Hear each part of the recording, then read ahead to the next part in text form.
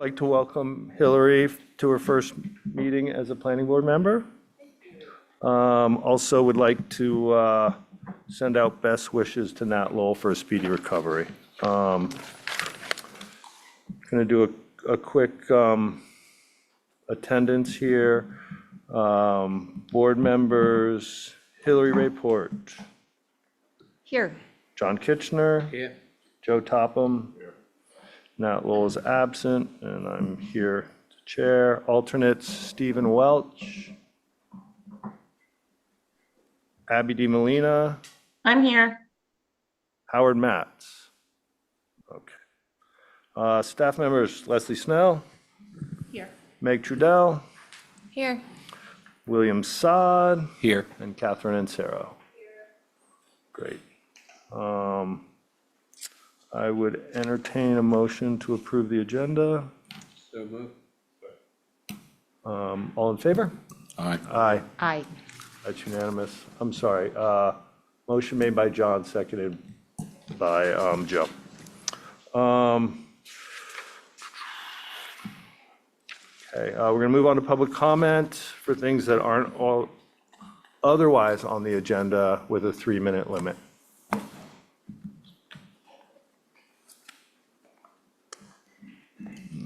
All right. And I guess we're going to move right on to Dotson and Flinker overview of April visioning workshop for the master plan.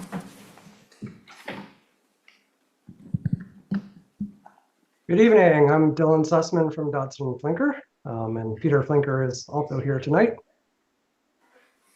as well as Judy Barrett from your lead consultant for the master plan. So I have a presentation to share with you. I'm assuming you all can hear me fine. Just somebody raise your hand if you can hear me in the room there. Yes, we can hear you. All right, great.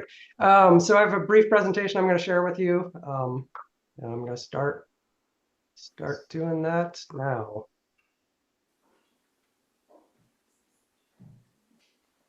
All right. So we're here to talk about the vision for the master plan update. Just to review, the master plan has a number of phases. So started off with inventory and assessment of existing conditions. Next up after that is identifying key planning issues, then creating goals and policies, and finally developing an implementation program to achieve the master plan's goals. So you might notice that the vision is not explicitly on that list there. And that's because the vision kind of fits between identifying key planning issues and creating goals and policies. So a vision is a really useful sort of interstitial thing in the master plan that kind of boiled down some of the key issues and then links to the goals and the policies. So it's a brief statement that is intended to be aspirational for the community while also being realistic and describing a mental picture of what you want your community to look and feel like in 10 or 20 years. In this case, we're looking at a 20-year timeline. So ultimately, all of the goals and the actions should be aiming towards that vision. So when it comes time to implement something in your community, you can look back on the vision, and ideally it tells you like why you're doing this thing that maybe is difficult or controversial or expensive in the future. So the vision, draft visions that were shared with the board before this meeting are based on a fair amount of public input, some of which we are directly involved in, and others that we have reviewed the documentation for. So there were interviews with 70 stakeholders in September and October. There was a community survey with over 1,600 respondents, 11 kitchen table conversations, the visioning kickoff with Chuck Marone. Then on April 4th and 5th, we held visioning workshops at the high school.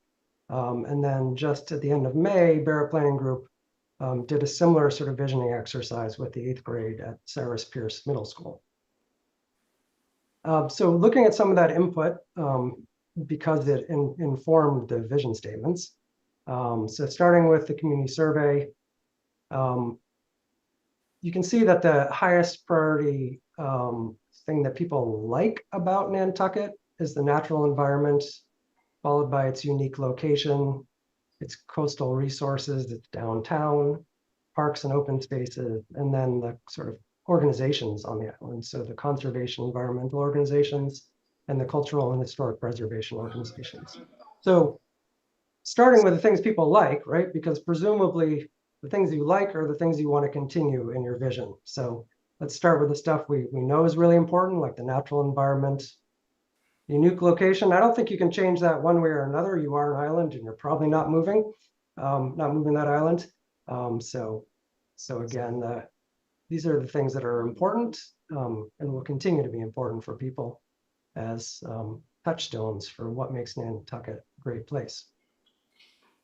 On the flip side, looking at concerns that residents had, residents here are defined as both they're self-identified residents and they're self-identified as year-round and seasonal.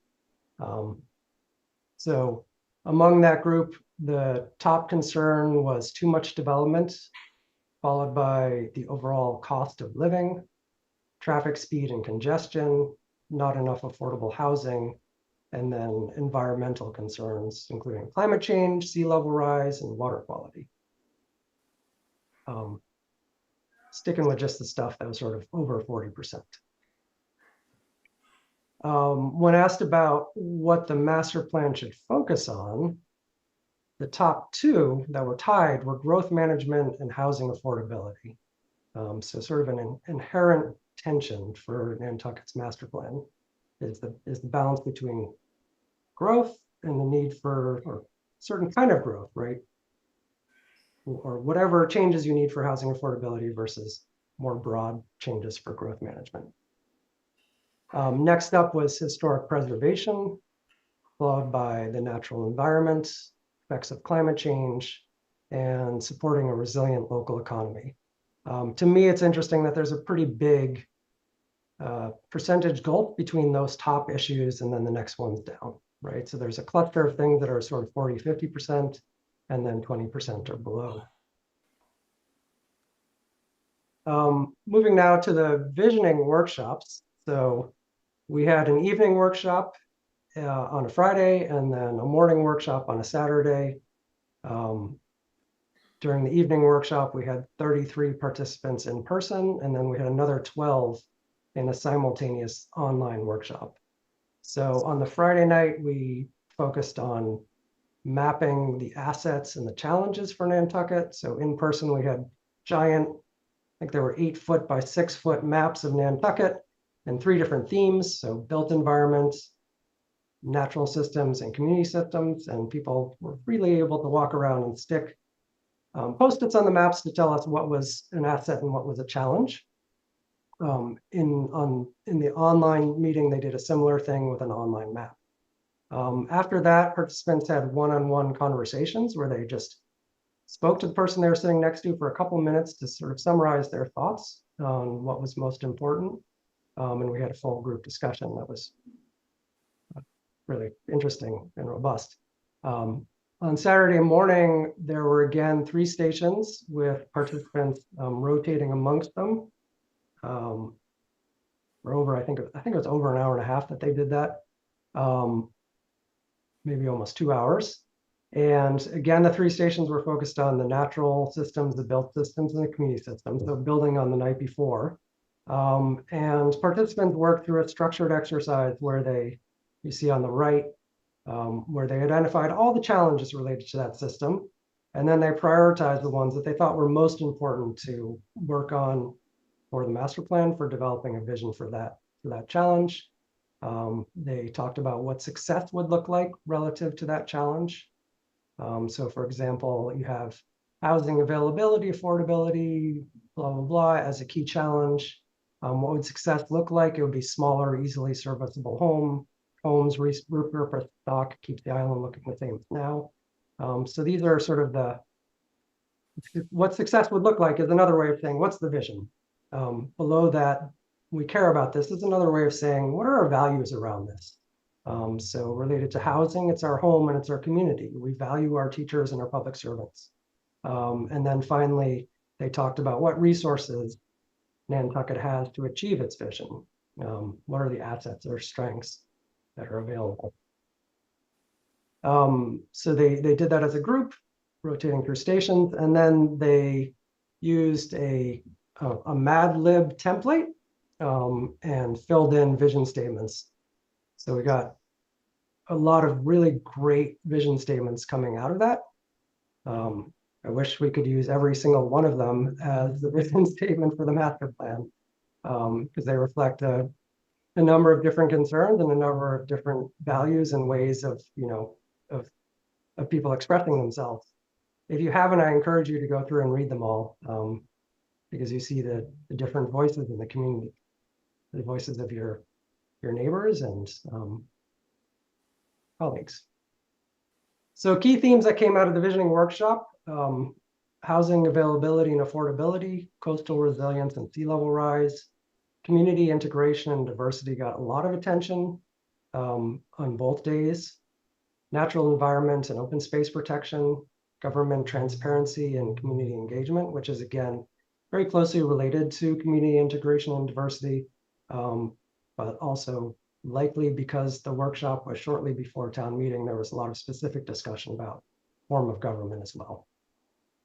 Transportation and infrastructure got a fair amount of attention, as did economic development and diversification, funding for community priorities, water quality and resource protection, and essential services for a year-round community. In terms of values, so values are, what, the sort of bedrock principles that people hold that motivate them to want to do something, to act in a particular way, to be a certain way in the world, right? If we're living in accordance with our values, we probably feel pretty good. If we're doing things that are counter to our values, we probably feel not so great. So the reason we focus on values in visioning is because those are at its heart why your community will do or won't do some action.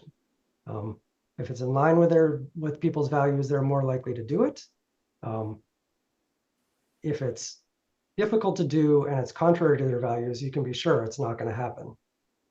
So that's one reason that's practical. The other reason is people generally share similar values, especially people who choose to live in a certain community. And then the third reason is because where values are in conflict in a community is where you're going to have the biggest challenges moving forward. So the values we heard from people were respecting and connecting with other people. So it's, basic kindergarten values, a lot of this. Maintaining the health and well-being of the community and safety, helping others. Beauty is a big value for people on Nantucket, both of the built environment, the downtown and the historic structures, and also the natural environment. Caring for that environment, so the idea of stewardship and taking care of the natural resources that you have inherited. Connection to history. There are two aspects to that, both the history of the place, sort of like kind of history you might learn in a book or see walking around. And then there was also a fair number of comments in the survey and in the workshop to a lesser degree about family history. So that's, families who have been on Nantucket year-round for generations, but it's also, seasonal residents or seasonal visitors who have a family connection to the island, that they came there as kids, or maybe their parents came there with their grandparents. So that sort of sense of intergenerational connections. Frugality and cost effectiveness was another value. Self-reliance, democracy, preparing for the future, connection to home and community. And then finally, a lot of people just talked about loving Nantucket and valuing Nantucket and how it's a special, unique, wonderful place. In the 8th grade civics class, there were similar engagement and I'd say similar values. So key issues that came up were housing. Some students spoke particularly about affordable housing and affordable year-round housing. I talked a lot about environmental concerns like littering, water quality, rising seawater, pollution, dead wildlife, and flooding. A lack of activities for teens and kids came up more strongly among the teens than it did among the adults at the other workshop, although it did also come up among the adults. And then safety had a higher, got more discussion. On the value side, again, safety, nature, authenticity, freedom, community, success, fairness, wealth, diversity, and trust. Okay, so I'm going to share vision statements. We shared 4 vision statements with you ahead of time, and then had a kind of brainstorm on Friday and came up with another short vision statement that we're going to share as well. So the 4 vision statements that we shared are based on different approaches. They're alternatives, different ways of thinking about a vision. So the alternatives are based on, is it a sort of a broad statement, which everybody can agree with, or is it more focused on specific topics? So a broad statement is great because it's a rallying cry. If it's more focused on specific topics, it's good because it can offer a direction to the master plan, right? So the master plan is going to cover a lot of topics, going to have a lot of action. It's inherently holistic. A vision statement is a place where you can say, amongst all that stuff, this is really the most important for us to focus on. When you do that, you're automatically heading into territory that's potentially fraught or controversial, right? Because you're making a judgment call. So some master plans choose to be very broad and very general and just to say what everybody can agree with. Others choose to be a little bit more focused.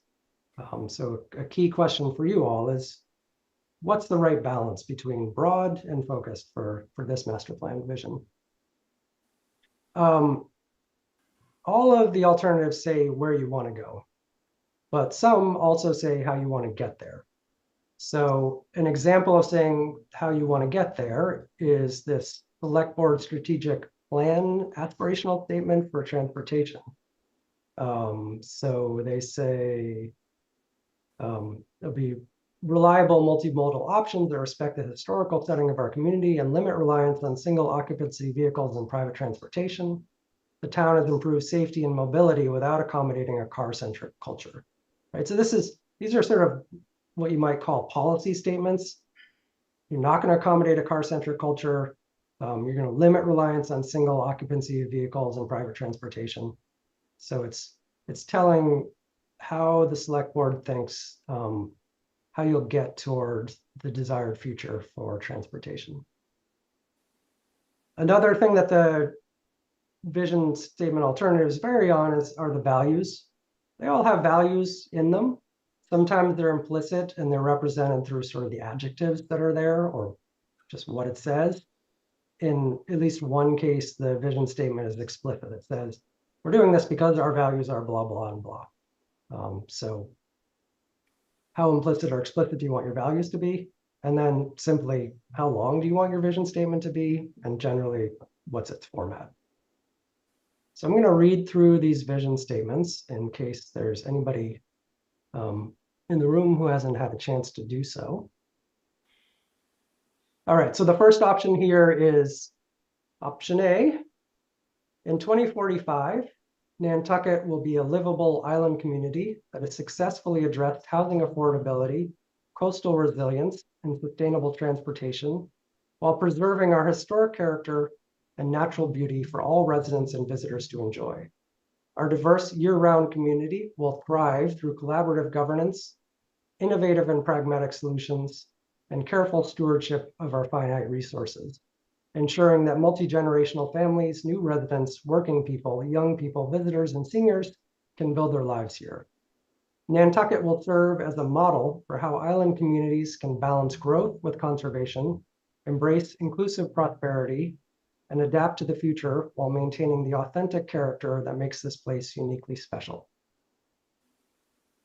Moving on to option B. By 2045, Nantucket will transform our greatest challenges, housing affordability, climate resilience, and sustainable growth, into our greatest successes, creating a thriving year-round community where working families can build their futures alongside our natural beauty and historic heritage. As a result, we will be known worldwide as an island that chose the past and the future, where pristine beaches and open spaces flourish alongside diverse neighborhoods, safe, efficient transportation, and a transparent government that serves all residents. We are committed to this future because our community values caring for each other, stewarding our irreplaceable environments, and ensuring that the Nantucket we love remains a home for generations to come. All right, I'm going to take a drink of water before diving into this long one. All right, option C. In 2045, Nantucket stands as a thriving island community that honors its unique heritage while embracing an inclusive future. Our island balances its remarkable natural landscape with vibrant neighborhoods that welcome residents of all backgrounds and income levels.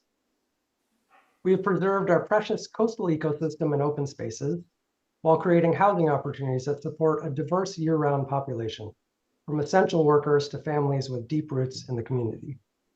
Our town government is transparent, accessible, and representative of all who call Nantucket home. Decision-making processes actively engage residents across cultural and economic backgrounds with information shared in multiple languages and forums designed to welcome participation from our entire community. Nantucket is successfully adapting to climate change challenges through collaborative coastal resilience projects, thoughtful retreat strategies, and innovative infrastructure solutions. Our transportation systems prioritize walking, cycling, and public transit, reducing our dependence on private vehicles, and improving safety while ensuring that residents, visitors, and workers can move efficiently across the island. Our economy is diverse. Meaningful year-round employment opportunities allow residents to thrive within a single job. Our water resources are clean and protected. Effective stormwater and wastewater management and sustainable land management preserve the health of our harbors, ponds, and drinking water. Our exceptional conservation areas are actively managed to maximize their ecological benefits and beauty. Careful new development respects the natural and historic character of the island while providing attainable housing and essential services where they're most needed. New development builds off the design principles of Nantucket's best places. Well-constructed buildings in green, walkable neighborhoods meet the needs of the island's diverse community. Our community takes pride in our balance of preservation, pragmatism, and innovation, maintaining Nantucket's special sense of place while ensuring that it remains a living, working community for generations to come. We are united by our shared commitment to stewardship of our land, our waters, our built environment, and most importantly, our diverse community. Nantucket is not merely a destination or an investment. It is our home where the wealth of our natural resources and cultural heritage is matched only by the strength of our community bonds. Option D, much shorter. A safe, livable, resilient, and thriving island community that honors its unique heritage while embracing an inclusive future. And then the last one, as I mentioned, we came up with another one on Friday.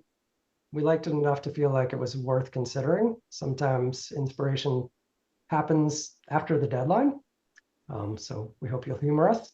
So option E, we choose to conserve what we love and build what we need. We choose our unique, beautiful, thriving island. We choose Nantucket. So those are the 5 vision options we have for you.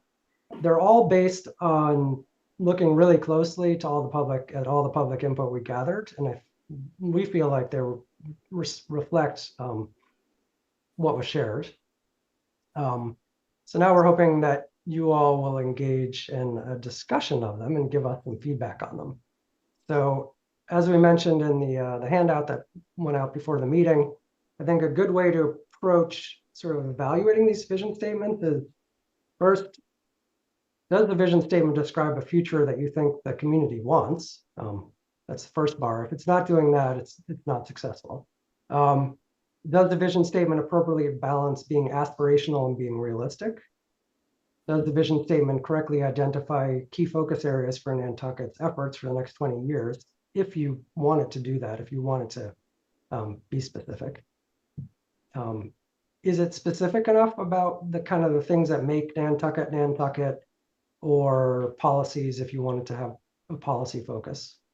And then finally, is there some aspect of the vision statement that's going to unnecessarily alienate members of the community? So are there sort of triggers or red flags that in the language that's used that you don't want there to be there because it's going to make somebody mad when they don't need to be mad, because you basically, they probably would agree with the statement if it didn't use some language that would be offensive to them. So I think what would be helpful for us is if you reflect on that for a few seconds, and then if each of you were to go around and just tell us which of the vision statements you prefer and why you prefer the one you prefer.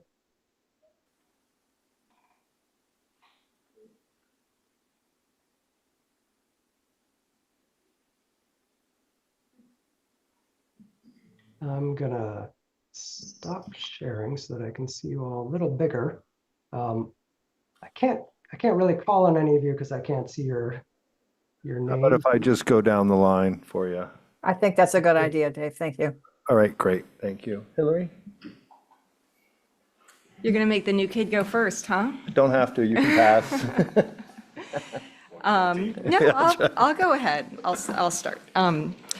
Well, first of all, I want to thank both Dylan and Peter for the summary. And I really appreciate that you shared the community survey, because those weren't in the packet, but so everybody knows there is a master plan. Well, for everyone's information, there is a master plan project page, and those documents are on the project page, along with another one that you didn't share, which is a summary of the 11 kitchen conversations, which is a further, 40-something people.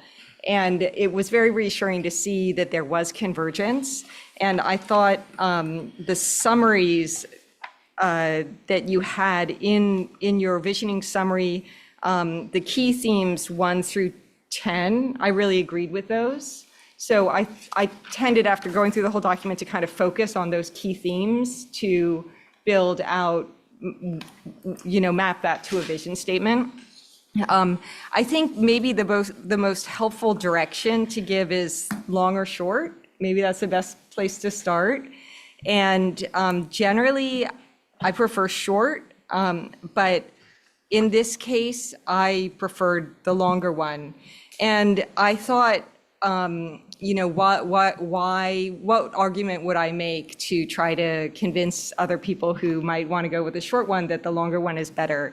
And what I came out with was that in every single one of those 3 documents, the survey of 1,600 people, the 11 kitchen conversations with over 40 people, and the visioning workshop with over 60 people, I guess, however many were in there, everyone said they had a problem with the transparency of our government. And the kitchen conversation piece especially said that, they had issues with how planning had been done. So I think we owe it to our community in a vision statement to be really specific about what we mean, because all of these documents, they're still going to be around, but they're going to fade into the background.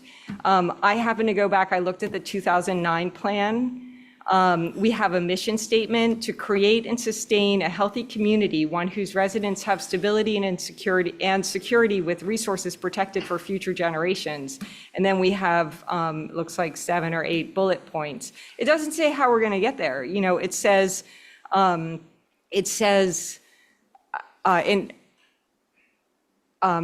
has some, protect the quality of residential districts of Nantucket. Well, I think we have a lot of questions about the quality of residential districts in Nantucket right now. And this doesn't, it probably does in the plan, obviously gets more specific. So I have specific comments about things I would like to add or take out from this C, but maybe I'll just leave it right now with asking for the longer one for reasons of transparency and the contract that we have, the promise that we have in executing this plan with all the people who told us what they really wanted to see.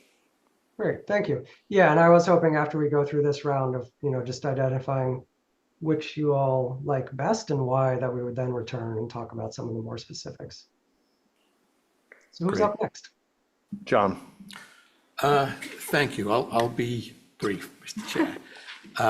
But I do prefer C for a good reason, I think.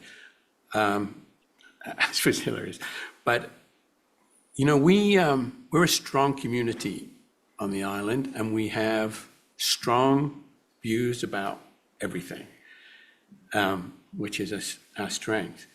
I think I'm sort of, in my mind, I've already moved on. So how are we whatever we end up with, how are we going to implement it then? So, and for me, implementation, one thing we can be certain of, it's going to be complicated because we have strong views, and it's going to be a challenge.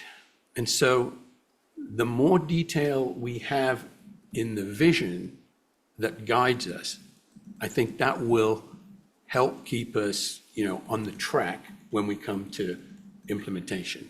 Generally, I always favor short vision statements, but on the island and what we have in front of us, I think a little more detail will help us.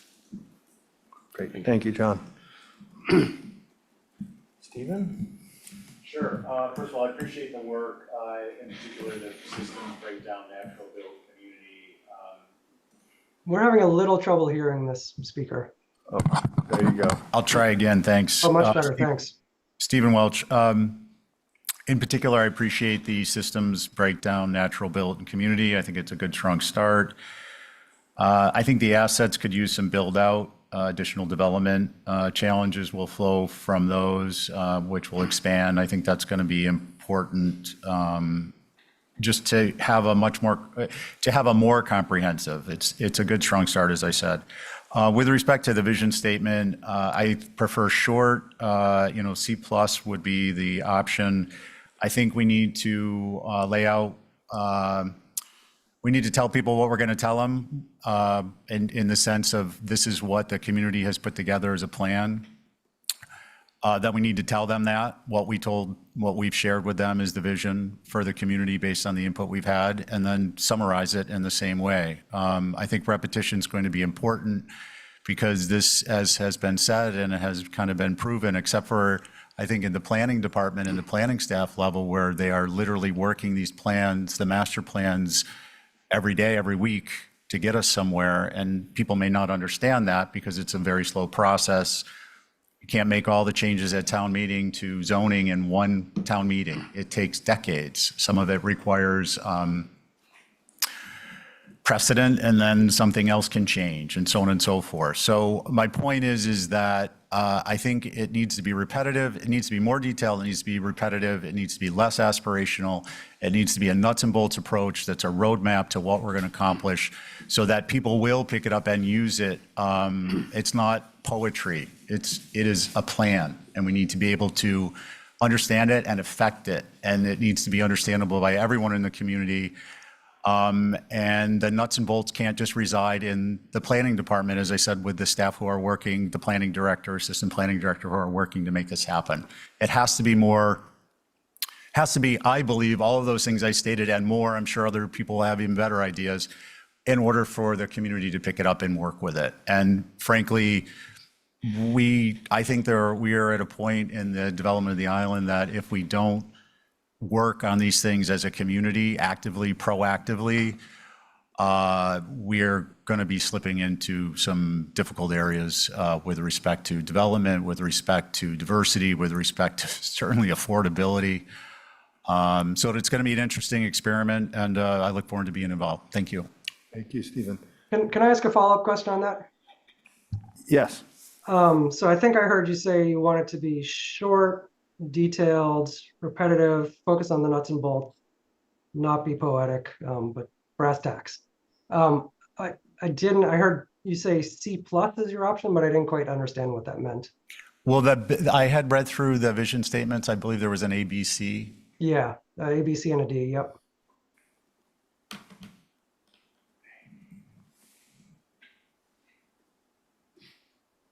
Oh. Sorry, D was my option. So the one sentence one. Yeah, I think, Okay. well, D plus. So I believe, again, we need to capture the elements that have been outlined that you've been working on with some supplementation in the body of the master plan. But I think that D can be relatively short, and it can explain that this is a plan that you need to pick up and use as a community. I don't know that trying to encapsulate everything. I don't see the vision statement as an executive summary trying to Right. classify the document. I see it as the vision statement is pick this up and use it. And here are the important attributes that we need to be focusing on as a community based upon the community input. I don't know if that's helpful. I hope it is. Yeah, thank you. Great. Abby? Hi, thank you. Thanks, Stephen. This was actually really helpful once I kind of heard your perspective. I agree that I think the statement should be shorter. I think that the information C was my second favorite. I just thought it was too long, but like you said, I think it's important to understand like what is the function, and I agree. I don't think it should be an executive summary. So I think that although the information in C should be available, I don't think that should be in the visiting statement. So I liked B just because of the brevity, but I think it could be a combination of B and C. I just think unfortunately C was way too long, and I think you have to be realistic about people reading, and we know that after about 10 seconds people are going to zone out. So you really like get what you need in there and then have the kind of follow-up piece have that information as well. Like I said, I think the information is valuable. I just think the visioning statement should be short and sweet. That was my thought. Okay. Great. Thank you, Abby. Joe? Thank you, sir. I agree. With Stephen, I think we need a direct approach. I think, you know what, this is really well done, but I do think it could be truncated and minimized a little bit more, brought into balance. So and with Abby, I thought that B was great. I think it could be, you know, touched up a little bit more. There was some items in C that I really enjoyed reading about, but I do think that paragraph needs to be, you know, direct to the point, not really encapsulate everything, but try and get as much as possible. And you know, some of the things that I'm finding out through the community is you go out and have a conversation with someone and then they're not watching the meetings. And so I just feel like there's some information that's being missed or being misrepresented. And I think that, you know, going from being on the Concom and watching Zoom and having YouTube and everything really kind of, you know, go back to any meeting now and really see everything. And I think that's really important, but I think that some people just aren't taking advantage of what we're offering, and that's really kind of disappointing. And I know that Hillary's, you know, met some people that think that, you know, we're not being transparent. And I think that that's really something that's not being utilized by some people in the community, because I do think that since I got on the boards and been working with the town as a you know, lending my time to help out in any way, shape, or form, that I'm definitely seeing more openness, and so I think it's important. But I thought that the vision workshop was fantastic. I thought they did a great job. I thought all the letters that people wrote and you know, that was all provided in this packet. I thought that was really great because once that was done, it was handed off, and then I never thought we would see it again. So I thought that was really important to be able to go through those and see people's thoughts in my group. And you know, there was one woman said, when I got here, I was really negative, and by the time I left the meeting, I was really elated that, you know, there's a community, we're all trying to do something. I wish there was more people there. I wish there was more diversity. That was one thing that I thought was a little coming up short. I'm glad that they, you know, I did recommend that they go reach out to the school, and that was something when I was in school, Mr. and Mrs. White, Barbara White and Mark White. They had this great class of history and English, and it was fantastic, and I'm glad that the school adopted that and brought that into the school, because I think that's really important, and they're going to be our next leaders, and so I think it's really important to get their vision and bring that in. So I thought that, you know, this entire thing has been great. and it's still got some work to do, but I think that we're going in the right direction, so thank you, Mr. Chair. Thank you. Thank you, Joe. So like many of the board members, I preferred B before this discussion began. But I see the value in C. I think that my concerns is, aspirational is fine as long as it's attainable. So we need to be very careful to put things that we can actually accomplish in here and not make it too aggressive in its aspiration. So for me, I feel that the information that you've brought to us, that you've collected, seems to me to be spot on from my discussions in the community, from what I hear from people in the community. You guys have seemed to have captured that and showed it in your charts, in my opinion, in a very accurate way. So for me, again, I favored B. I favored it because it was shorter, to be honest. C was my second choice, so I think a marriage between the two, at least for me, would be a good place. Thank you.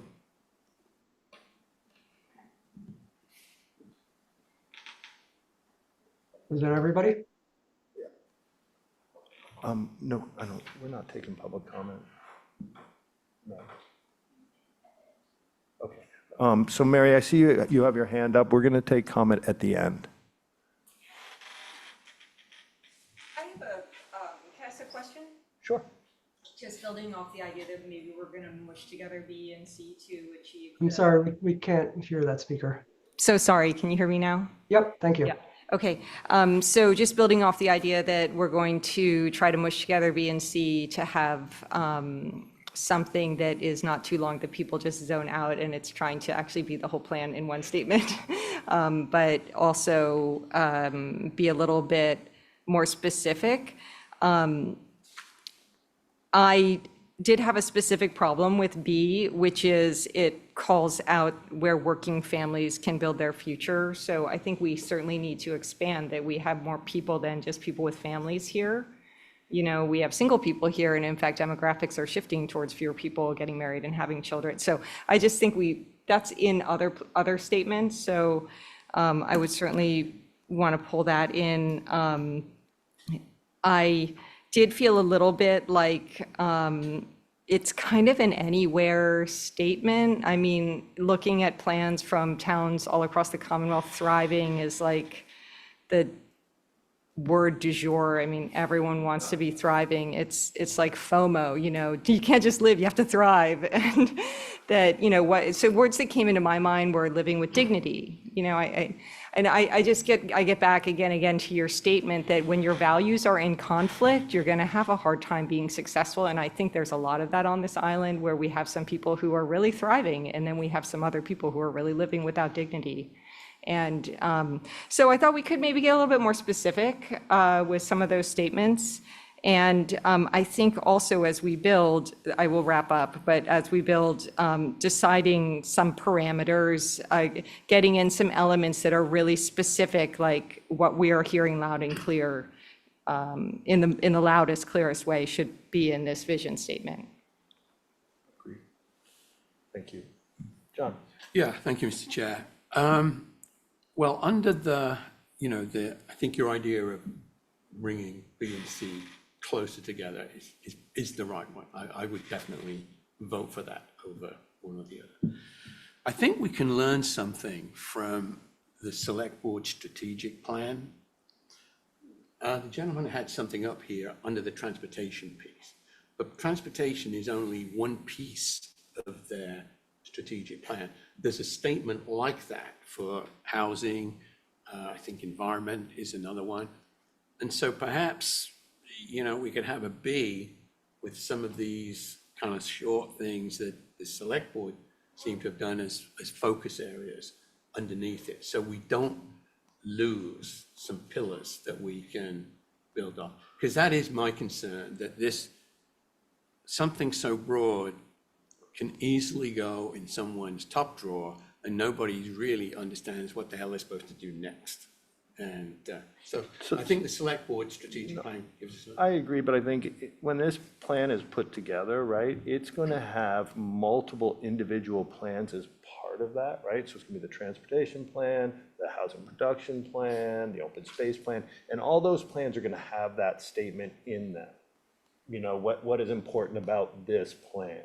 So I don't think that, and I could be wrong, and these guys should tell me that, I think that those live in those individual plans, and this is more of a general overview, really picking up the most important issues which we've seen in the charts. Yeah, I understand that. I just think that be on its own is not. No, I don't think being on its own is enough either. I'm not arguing, so. I'd like to respond to that, and Judy, you can correct me if I'm wrong, but I guess what I would say is that there are going to be goals as well. So the vision statement is should be relatively brief, accessible. And then there are goals that are often done sort of by topic. So transportation goals or housing goals or whatever elements you're going to have in your plan. Each has several goals typically. And under each of those goals are actions. So sometimes there's a vision statement for each element, for each chapter, but it can be somewhat duplicative with the goals Right. for each element. Yeah, I mean, typically you have the vision statement that guides the plan. And then there are goals for each element of the plan. And Dave, I'm going to correct one thing you said. It's actually not a collection of plans. That's not what a master plan is. It's not a transportation plan, a housing plan, a something else plan. It is a way of unifying. How does the town make policy decisions about these various ways in which the community is going to grow and change in some way or another? How does the town accommodate its needs for housing? How does it accommodate its needs for an economy? How does it accommodate its needs for open space and conservancy within a broader framework of how you set land use policy and transportation? So it's really a unifying plan. It's not separate plans. Just to be clear about that, it's one plan. Great, thank you. Stephen, did you want to add something? No, I'll hold, thanks. Okay. Dylan, the floor is yours. All right. So what I've heard so far is do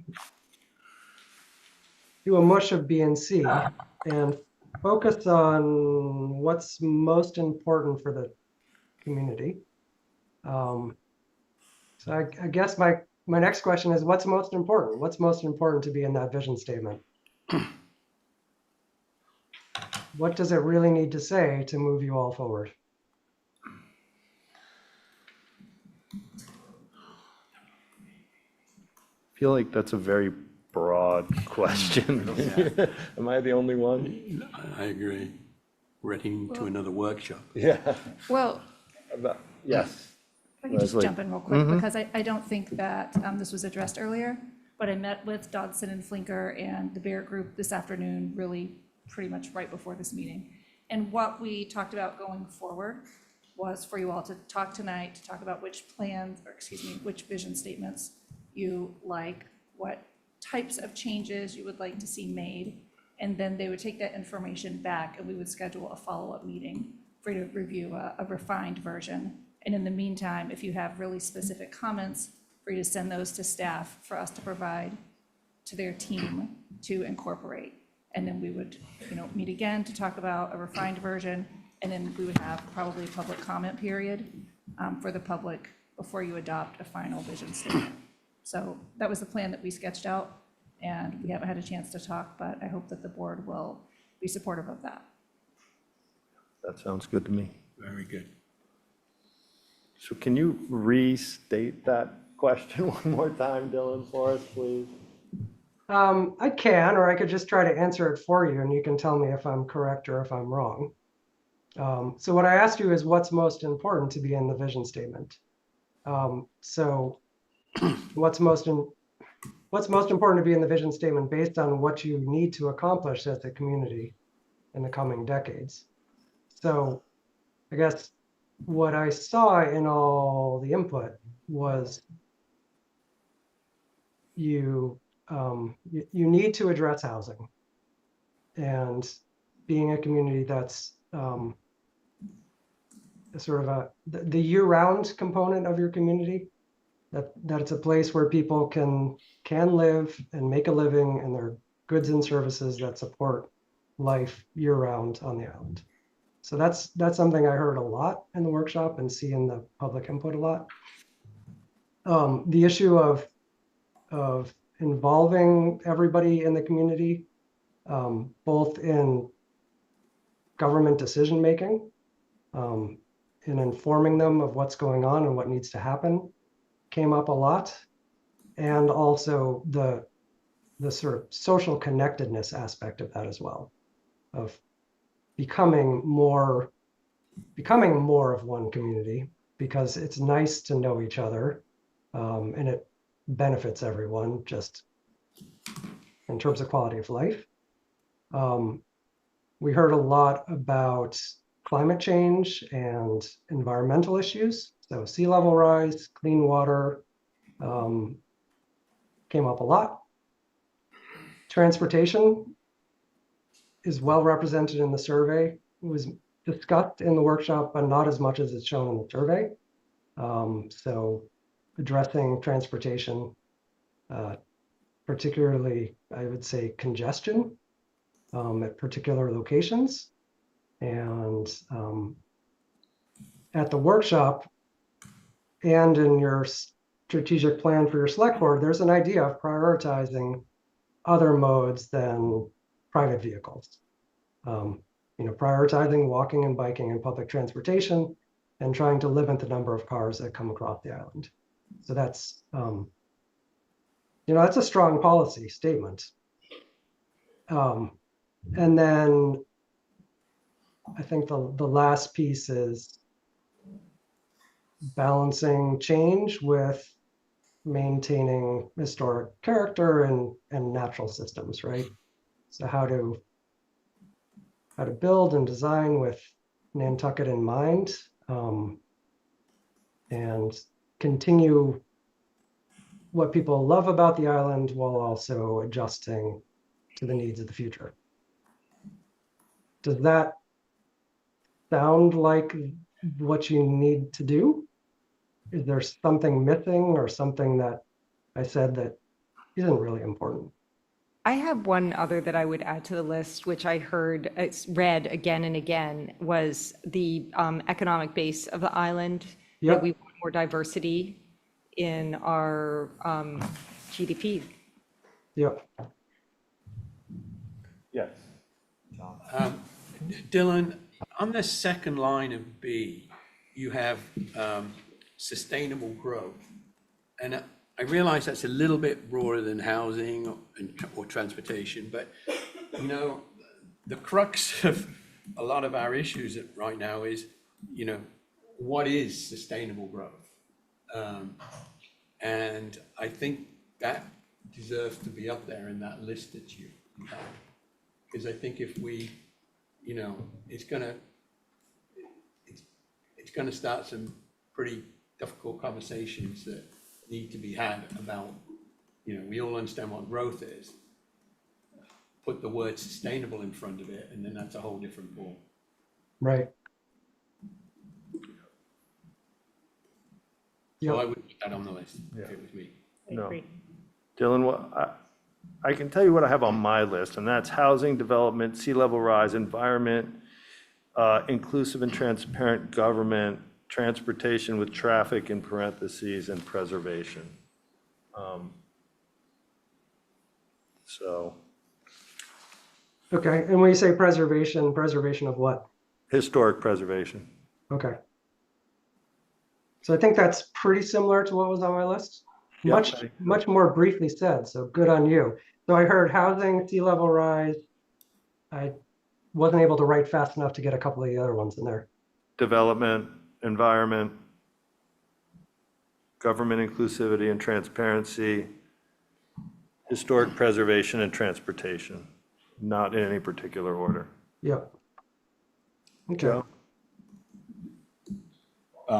Dylan, kind of one of the things I see is that we're going to go from, and I know this is a hot button, but we're going from like development, and I feel like we're going to go into like caretaking. So I think eventually it's going to change the whole infrastructure of like what is going on for the town and having housing for people to be able to function on this. But I think the other thing that we've been, like, how does that transform to how do we change? And I think that one of the things that's really important as we go into that, that I think that there'll be some historic homes or older homes that will be attacked or being, being wanted to renovate and be developed or demolished. And I think that that's something really important that we need to get ahead of and really preserve. And the other thing that I'm hearing a lot of complaints is like, well, this is outdated. And so to that, I would love to every, year or two, whatever, keep this a living document that the area groups might meet every 6 months. And then what has changed on Nantucket? What is impacting, whether it's hypothetically sewer, it comes to Nantucket or whatever. And I think wherever that may change, or the bike path going to Walwyn, I think there's impacts where it really would change a area plan quickly, and that these people should be staying on that. And I think that, all these groups, Dublin Finkler should be staying with Nantucket and following along, and that this should be going along. And then every year, there's a printout of this report, and it's sitting at town meeting, and everyone gets a copy. As they go in, the 1,500 people grab it and take it home, and I think it's something really worth going and reading. But I also think the other part is there are some people don't know how to navigate the town website. It is, if you're not using it, sometimes it is really difficult to find. I'm not knocking any one of them. I'm just saying that it's a little onerous at times. But I think if there's a way to get this information out to people quicker, sooner, more adaptable, whether it's Instagram, Facebook, whatever latest platform is, there's some way to, provide links. I think we should be able to do that. But I think that this would be really important for people to see, because people aren't reading it. They're not really going out, they're hearing third hand about what's happening on Nantucket. Even though we're sitting in traffic and all those other things, but no one's really getting involved. And I think that's really, it's missing in that workshop, personally, so. Right. Thank you. Yeah, thanks, Mr. Chair. So I just actually want to speak around the topic of the vision statement for a moment. For me, if the systems, so natural built and community systems, are going to be an organizational capacity to share goals, objectives, and action items within the body of the report, if it's going to be, categorically based upon those, I think it would be important to introduce those in the vision statement, just so there's a natural transition. It seems as if, based on the discussions at the meetings, all the information that's presented is a lot of this report. I think it'd be very useful, by the way, to utilize these categories to present the goals, objectives, and the action items. Or perhaps not actually action items, but the concepts that underlie implementation of action items, so that people can use those as a roadmap. Point being is that if that type of a structure is going to be utilized, I think it's beneficial to try and incorporate that stylistically into the vision statement, so there's a natural transition from the vision statement to the master plan documentation, and from the documentation, by virtue of its structure, directly to the goals, objectives, and the action items, so that it just kind of flows seamlessly. It's stylistic, but I think it makes a difference for people who would pick up the vision statement and see it as this kind of abstract concept or too aspirational or something along those lines. I'm a nuts and bolts kind of guy. You're tying these things together in a form, you're introducing the elements in a way that I can understand it, because later when I read the rest of the document, it follows that type of a structure. And I think that's probably important for a lot of people who live on this island, who work with their hands, who do things, in a systematic type of a process-oriented versus more theoretical or artistic approach. So just some comments there. Okay, thank you. Abby? Thank you. I guess going back to what you had said about the list, like I agreed with everything on the list, but I just wanted to add Joe, you had mentioned it also, the importance of like diversity and making sure that we get voices in the community involved because, I was at those sessions. I know some other people were or whatever, but making sure that we get like a wider group of people because I feel like there's a bunch of people really passionate and know about what's going on, but then as you mentioned, I think a couple people have mentioned, then there'll be people who hear kind of second or third hand. So making sure that we get a diverse representation of the Nantucket community, I think that's really important of, people who live here year round from different areas, different walks of life, different types of jobs, like all those things. Dylan, I think that's just really important because we might not have heard from them yet, but it's really important that we also make sure that they're represented.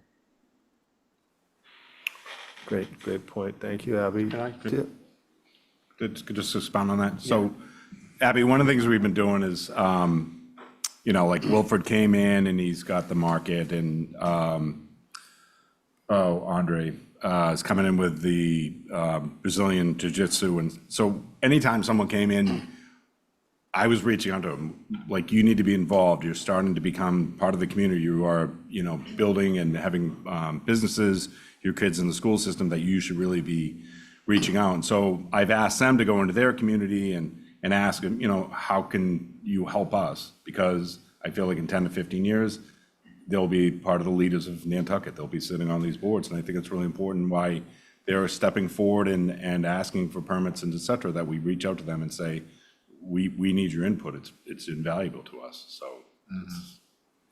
No, I think that's great, Joe. I think we just need to keep doing that and make sure that they're part of the process and they're aware of what like all the work is, because like you said, they're going to be the ones, the next generation. I had a follow-up comment on that. Oh, yeah.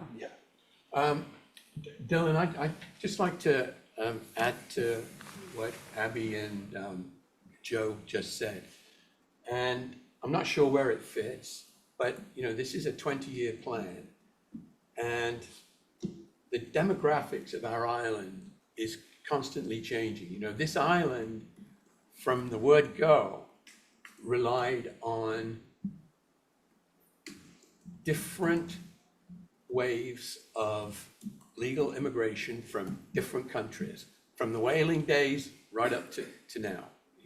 That's just a fact, and it will be a fact for the next 20 years, that, the face of Nantucket, given that the demographics of the people that are living here, will change over the next 20 years.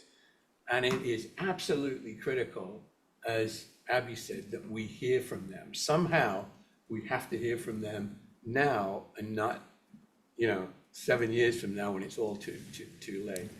And what I have in my mind, Dylan, is, for all of those headings that we wrote down, there almost ought to be a screen that says, or a filter that says, okay, that's true now. Is it going to be true in 20 years, given the demographic change that might happen? And I just think any master plan has to understand what the changing face of our population and our communities look like. Hillary? So before we adopt this vision statement, is there anything that we could or should do to make sure that we have diverse voices, having had the chance to have input? I wonder if we've achieved the goal that we aspire to. I'd love to hear arguments that we have, but in the case that we haven't, what can we do before we adopt this? Could we have a public hearing? Could we advertise? We should be calling the people that we know, all the people that Joe mentioned, and inviting them to that hearing. Would that be something that we could fit into the work plan? I'm going to turn to staff on that one. I don't oppose it. I just don't know how it would work. I'm not exactly sure how that would work either, but we could talk about it offline. Yeah. I do think we should have a public hearing, definitely, For sure. before the vision statement is adopted. So the next step beyond here is is they're going to take all the information from this discussion and they're going to craft a new one, a new vision statement, and then we will have a discussion about that here. And then we would have a public outreach on that after our meeting, or it would all be at once? The idea that I talked about with the consultants today was for you to sort of finalize what you think the vision statement may be, then to schedule the public hearing. Okay, great. No, that's great. And we can send our specific comments to staff Yes, beforehand for yes, the consultant. of course, yes. Dylan, do you feel like you've got enough information from us? Yes, to some degree. I want to share my screen just on this process question. So, that's not where I wanted to be. That's where I wanted to be. So this is where we had left it before this meeting, would be that tentatively, you guys might meet on June 23rd, before or after the Planning Commission meeting, and discuss the vision and provide feedback to us. I think that based on what I heard tonight, it might make sense for us to try to revise something and for you all to discuss that on June 23rd, and then provide us with feedback based on a revised version. And then July 14th, another round. Hopefully it's like pretty much close to, you feel like it's ready. And then August 11 would be that, I guess it would be a public hearing on the vision statement. Okay. Does that, I think I do, my concern is that if we have a public hearing and we do get these people in the room that we're trying to get, that there's an opportunity for their concerns to be reflected in the vision statement. But I think that that's probably up to us, and I think that we should probably, on the 14th, advertise this and try to get those people in the room then, so that there's an opportunity to have their concerns represented in the vision statement before we finalize it on the 14th. Could the public, they could still email you now, but, Yeah, yeah. absolutely. So Okay. it's like, get ahead of it. Yeah, all right, great.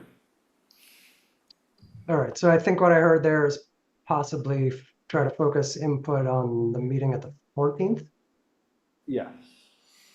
so that you have more clarity that it's correct in August when you're hoping to adopt it. Yes. Okay. That sounds great from a process perspective. I will warn you that on the 14th, Peter's not available. I'm going to be on the Vineyard and my internet may be not perfect. So we'll be relying on you all to, if the internet is not great. Okay. Through it. And then just one last question for you. So we're combining B and C. That means we're gonna have to cut something. And I guess I'm gonna give you two options for what we're cutting. We can either cut kind of descriptive words and extra words that communicate the warm fuzzy stuff and the values, or we can cut the kind of policy direction kinds of things. So would you prefer us to cut the descriptive words or the policy directions? Because we can't really make C. What C does that B does not do is it covers more topics and it indicates how you might want to proceed on that topic. In other words, the policy direction. I can cut a few words and make it shorter, but to make it B length, I'm gonna have to cut a lot of words. And that either means My making sentences preference, shorter or cutting the policy directions. my preference would be not to cut the policy directions. I think that's the meat of it, but I'd like to hear from the rest of the board how they feel. What is an example can you give us an example of what you might cut in each category, just so we're all on the same page? I can try. So let's see here. C. So Nan,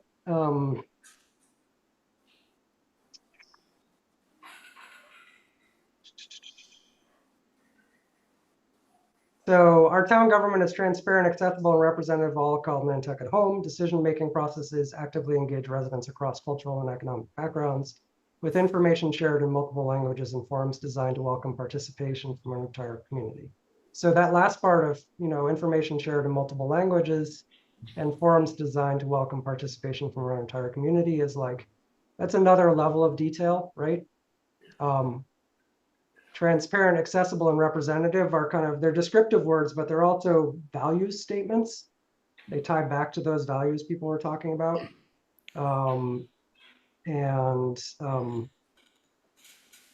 Decision-making processes actively engaging residents across cultural and economic backgrounds is it's a little bit redundant, right? I don't have to say that. If I'm saying it's representative of all who call Nantucket home, that all includes every resident. So I don't need to name it. But if I name it, then somebody says, oh, okay, I get that you really mean this because you're talking about culture and economy, and I get what that means, and I see who you're talking about. So it could be cut down. It could just say our government is transparent and representative of all who call Nantucket home, and end there. Or it could continue on, and it could continue on and say information is shared in multiple languages, blah, blah, blah. Well, I like the longer statement, but if we're going to go with the shorter statement, I think we need to say the vision is about our values, and the vision statement is specifically directing people to other parts of the plan where the policy is going to be laid out. Because I think if you put policy in the vision statement and only part way because you want it to be short, then it seems like we don't care about the policy and the other aspects. It's going to be like a sin of omission instead of being more of like, this is A, which is vision, and then the policy is somewhere else. So that would be how I would handle it. I don't disagree with that. No, I think I agree with that. Yeah. Dylan, I wonder, going along with this, it might be helpful to have just a very high level view of what comes next from the vision, just how's this going to be used, just so people can understand what this is not then any kind of roadmap of a particular area, and if I assume what we're going to, when we get into this, the next step in implementation is probably, focus area by focus area, same way the select board did. And it might help people to understand that what the vision is and what it's not, This might be a better question for me to answer. May I just say Because something for a second? I'm sorry. John, I agree with you a lot. And I think that this vision statement is not going to be issued or proposed on a standalone basis in isolation without the rest of the master plan itself. So whoever made the comment, I couldn't tell about worrisome about this looking a little bit shy and very skinny down, needs to do it in the context that this will be part of a larger report or larger master plan and not standing on its own. Yep, great. Judy, you had something to say? yeah, just that the vision statement it's like the umbrella for the Right. policy direction of the plan. So each element of the plan will have probably an overarching goal with implementation measures associated with it, but that overarching goal relates back to the vision. So the vision is a policy direction, the goals are the policy framework, and the implementation plan is how you get it done. So I just think that probably would be helpful to people to understand this isn't the goals, this is the overarching policy direction for the plan. Great. I think that's helpful. Thank you. Yeah, I think it's good to be at that level, Judy. It's just that, on one page, it would be good for people to see, like, here's the roadmap of how it's going to work. Understood. All right, great. Abby, and then I think we're going to wrap this up and go for some limited public comment. Abby? Sorry, I was about to talk. I was on mute. Judy, thank you. That was really helpful. I was just gonna say, I think, I guess, Dylan, your direct question is more policy, less flowery language, just as direct as possible. I think, you saw the example of like when Dave kind of succinctly laid out those things. I think that would be helpful. And then as Judy kind of outlined of like, this is the policy direction, and then the goals will kind of like, it'll flow from there. So if you were to cut, that would be my advice, but I think it sounds like we're all kind of moving in the right direction. So thank you. Thank you.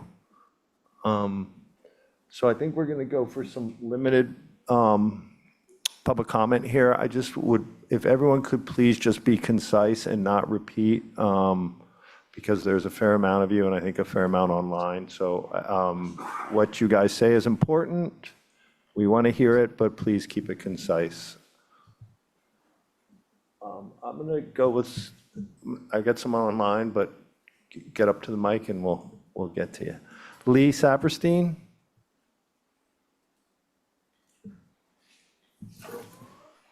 Yes, hi. I've got a lot of comments, but only one very specific one. My broader ones, Dave, I'll send you in an email copy to staff. The very specific one, as a member of the Civic League, we were asked to help organize the summer forum, the town summer forum, on July 14th. And so whatever we do, let's not create a schedule conflict. Thank you. Thank you, Lee. Yes. Yes. Maureen Phillips from Nantucket. I have a comment and then just a couple of questions. At one point, one of the consultants asked a question about what's the most important thing, do you think? What's the most important thing to be done here? And a few of you made answers to that, but it's like, my gosh, how do we say what is the most important thing? But in my opinion, part of our problem is we have so many important things, we don't get any of them done.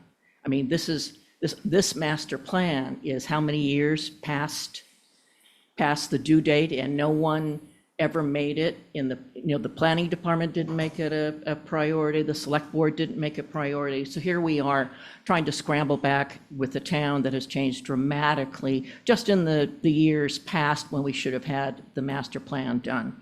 So I think we've got to be really clear about what's most important. From my own point of view and from the kitchen conversations I participated in and the things I've read, affordable year-round housing and coastal resiliency. If there's not a place for people to live on the island and there is no island, Nantucket's done. So those are really basic. And if we do things, future planning should be measured against, is it accomplishing those goals? And I think to try and simplify things, I think that's what you have to do. I do just have a couple of questions, and I'm hoping, first of all, some of us have been wondering, is there, now, obviously the vision statement's not clear or is not finished to a draft form, but we'll have an opportunity, it sounds like, to be able to comment on it. So that is really good. Is the draft master plan available yet? No? When do you expect that to be available? And what public involvement do you anticipate having in that? Because a lot of us were very concerned when certain actions seemed to indicate that things like the area plans, which Nantucket has been working very hard on their area plan, and we're just not clear whether there's a commitment to looking at what the area plans say, because the rules about the area plan say you can't have something in your area plan that the town government is not in favor of, is critical of. I don't remember exactly the words, but there seems to be a defensiveness about it. And so I very much want to be clear that that area plans should be considered in the master plan and give us enough time to review it and make comments on it. Thanks very much. Thank you, Maureen.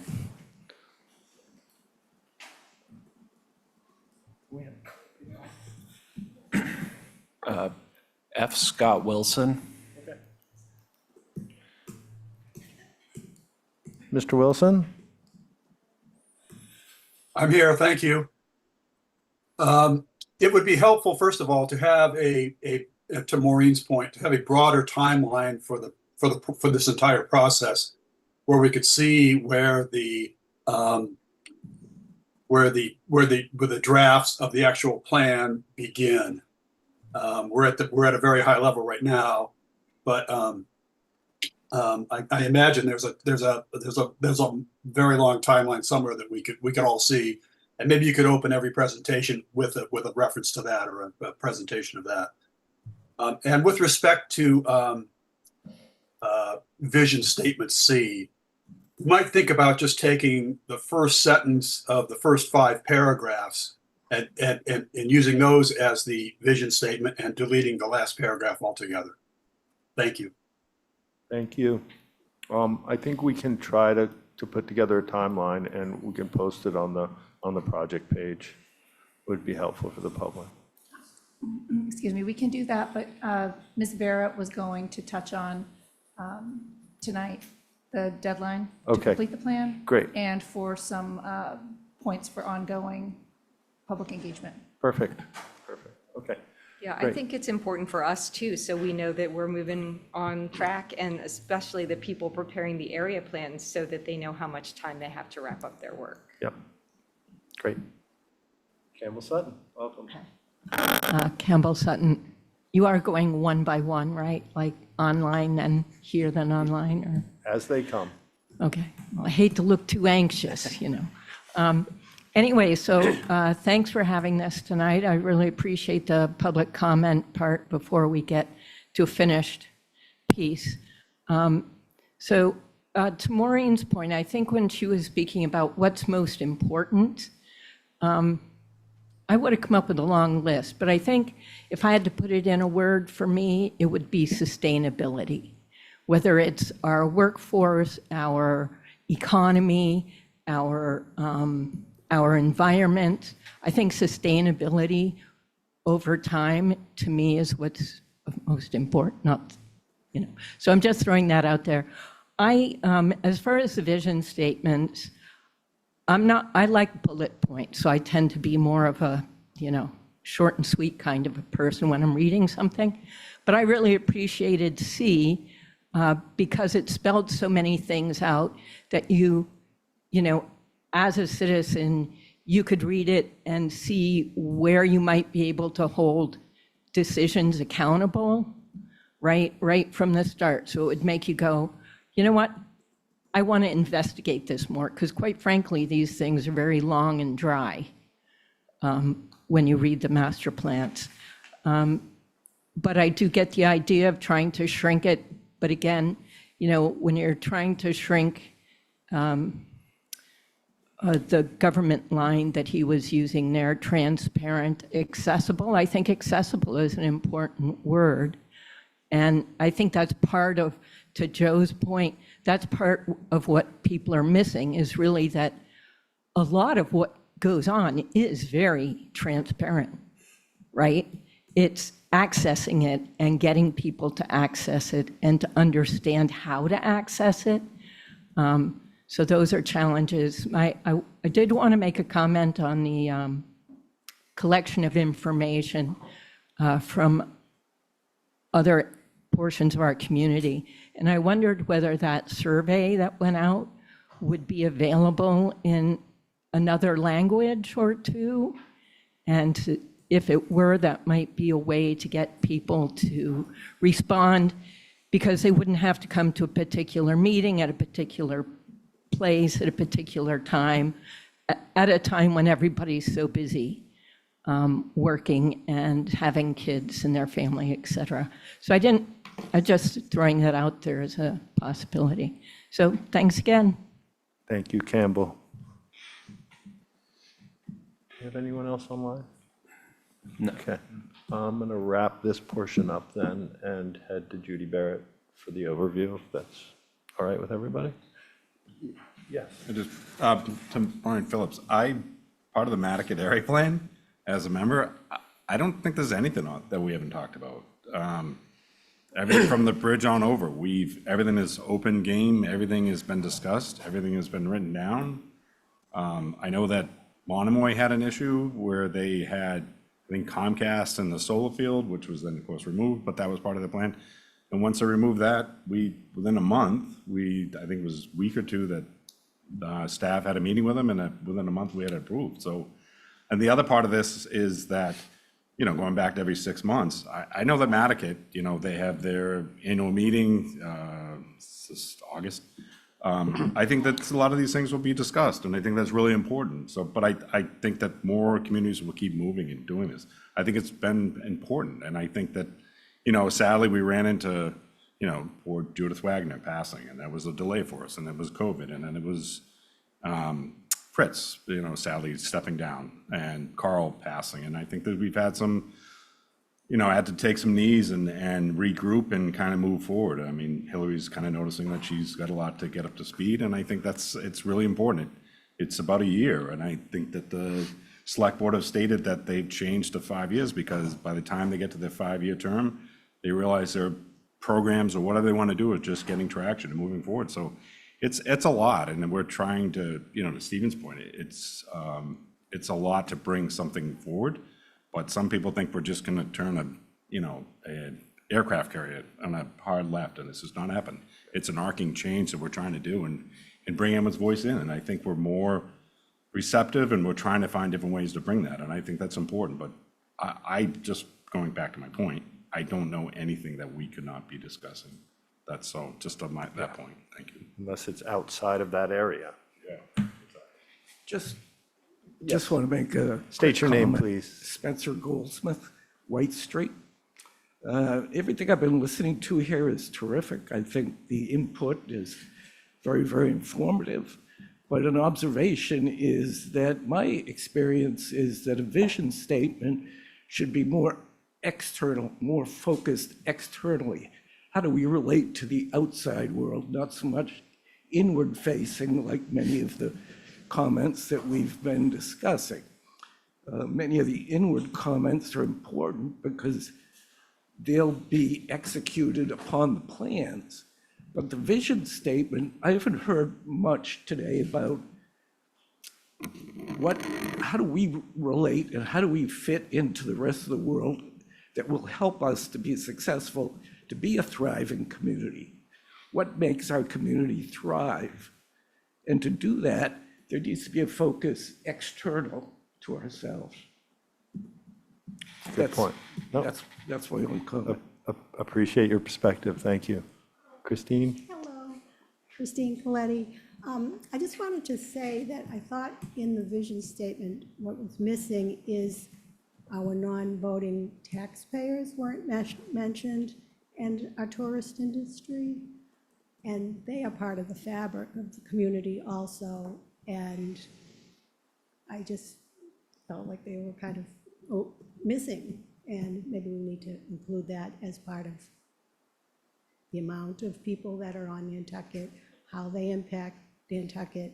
And in 20 years, hopefully they're going to be coming here still.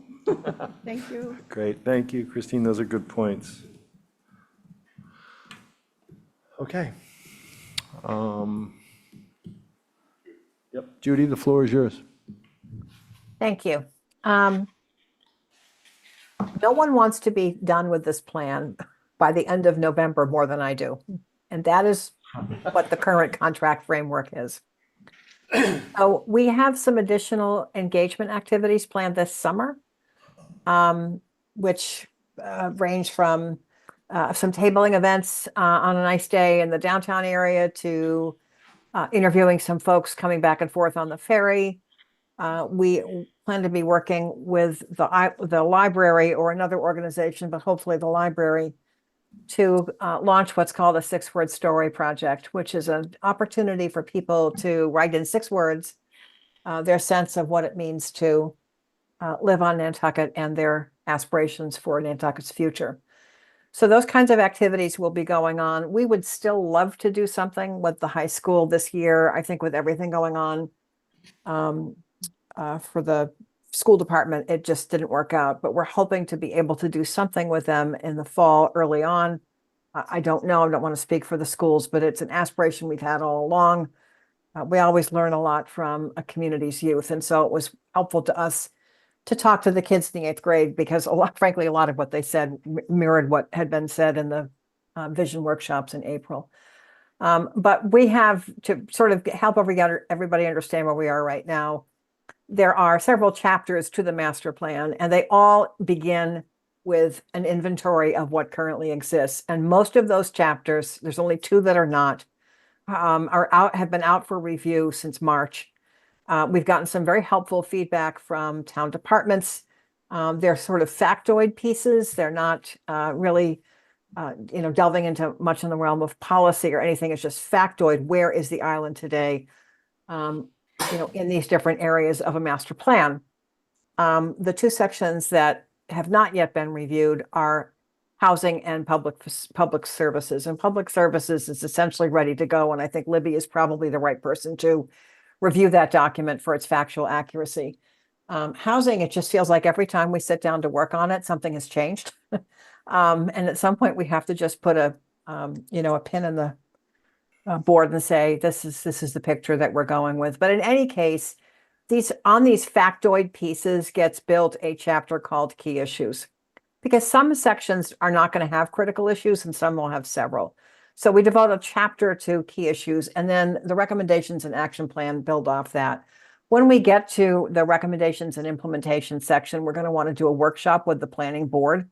You may want to invite some other people from town departments or town boards and commissions. It's fine. It's totally up to the planning board. But that is kind of the framework, is getting these inventories, the last 2 out of the way. The others have been reviewed. We think they're in good shape, and being able to move toward key issues. And that's a lot of what we're going to be trying to get at in this summer's engagement process.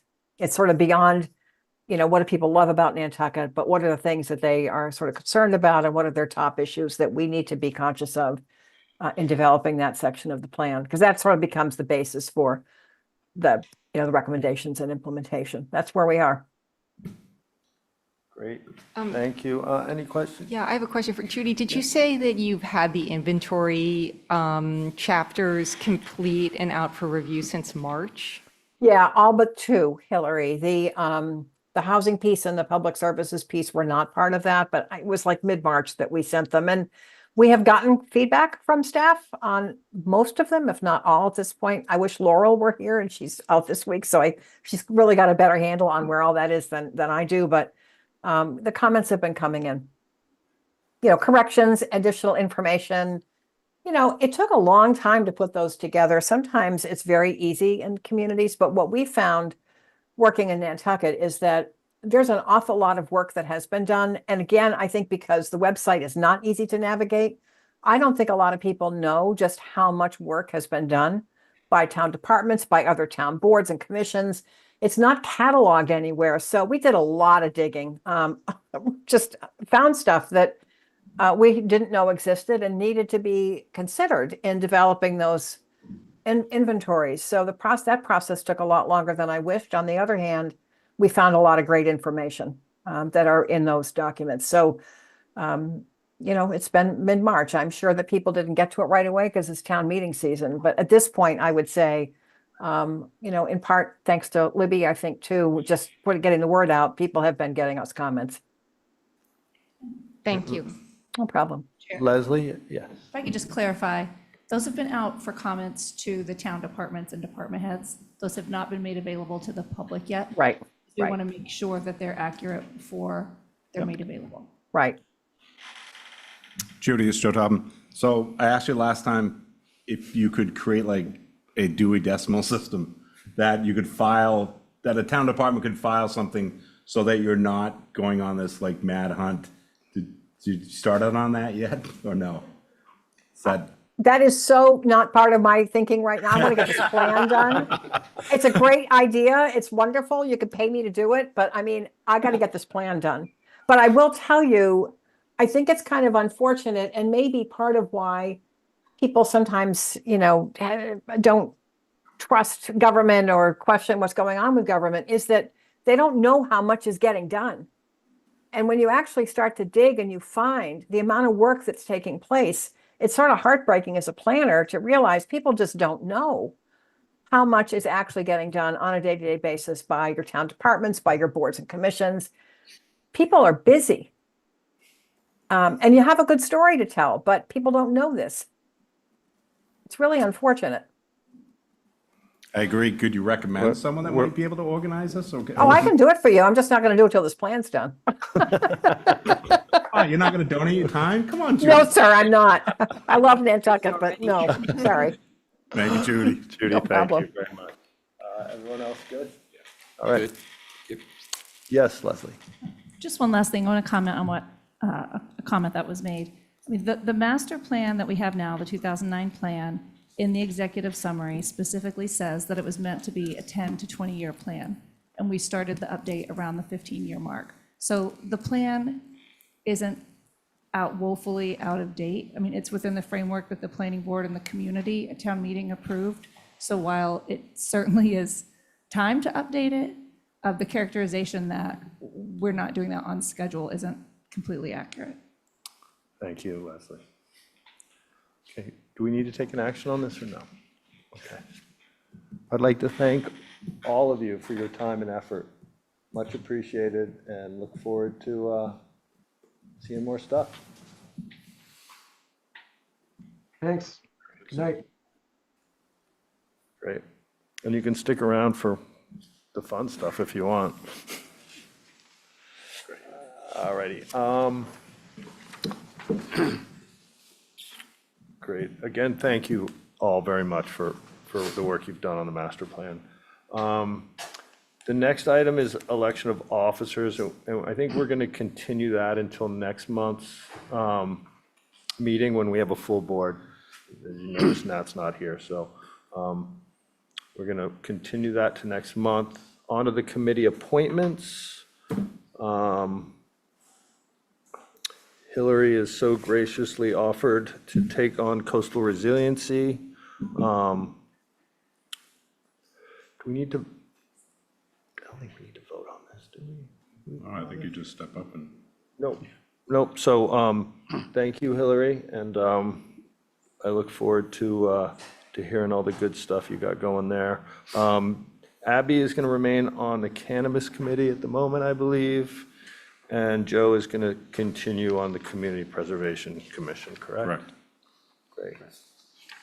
Can we get a motion and a vote for that, please? You want for all of them together? Yeah, that's fine. Okay. We can take it all together. Great. Thank you. Yep. So moved. Second. Motion made by Hillary, seconded by Joe. All in favor? Aye. Aye. Great. On to the minutes. Did everyone have an opportunity? I'm going to abstain from the minutes since I wasn't here. Motion to approve the minutes as written. Okay. Motion made by Joe, seconded by John. All in favor? Aye. Hillary. And Hillary abstained. Thank you.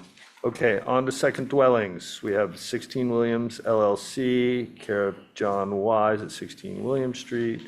We have CNV Surf LLC, 68 Shakamo Road, and we have 2 Pilgrim Road LLC at 15 Pilgrim Road. I would entertain a motion. Motion to approve. Second. Okay, do you have a question, Hillary? No, I was going to second. Oh, but okay. John beat me to it. Great. Okay, so motion made by Joe, seconded by John. All in favor? Aye. That's unanimous. On to the A&Rs. We have Brendan B. Johnson, trustee of 2 Hamlin Road, nominee trust, 2 Hamlin Road. We have Toombs Court LLC, 1 Toombs Court. Entertain a motion. Motion to approve. Oh, second. Now she's Such a gentleman. Motion made by Joe, seconded by Hillary. All in favor? Aye. All right. On to preliminary plans, we have Silent Elves LLC, 3 and 3B Wires Way. And I apologize, I didn't put the representative, but I'm moving Arthur Reed over right now. Okay, great.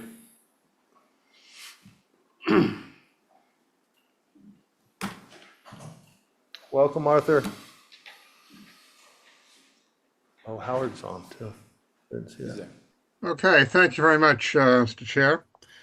Art Gasparo is, I believe, on this also, but he has to leave in just a couple of minutes and has asked me to carry the ball.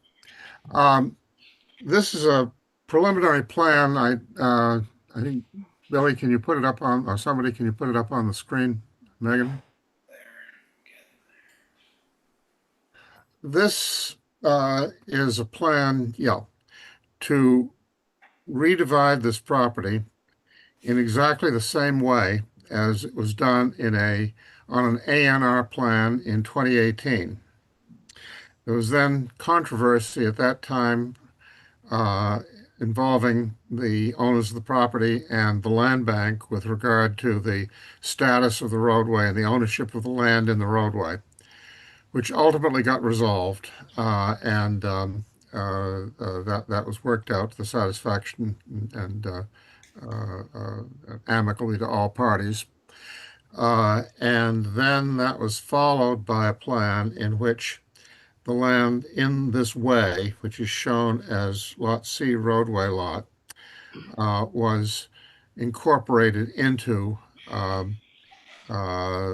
Lot B, the lot at the end. I guess I was not involved at that time. The concept, I believe, was to give additional ground cover. In any event, that had the effect of not leaving either lot with any frontage except for the tail that went out to the road out to the east. And so the result was that when they went to see Paul Murphy to get a building permit, he raised the point, where's your frontage? And that's right. The original plan that was endorsed in 2018 showed this roadway, and it showed the lots being divided on the basis of frontage on that roadway, which I would say was tantamount to a finding that for the very limited purpose that we're dealing with here, with only one subdivision with only 2 lots being created on the road, that the existing traveled way was adequate to serve them. So in order to revert back to that plan after the later plan that incorporated the roadway into the lot, we're now doing this in order to take the roadway out, turn it back into being a roadway formally, providing the frontage for the lots, but with exactly the same layout, as I say, that the planning board originally considered to be adequate when they endorsed the plan in 2018.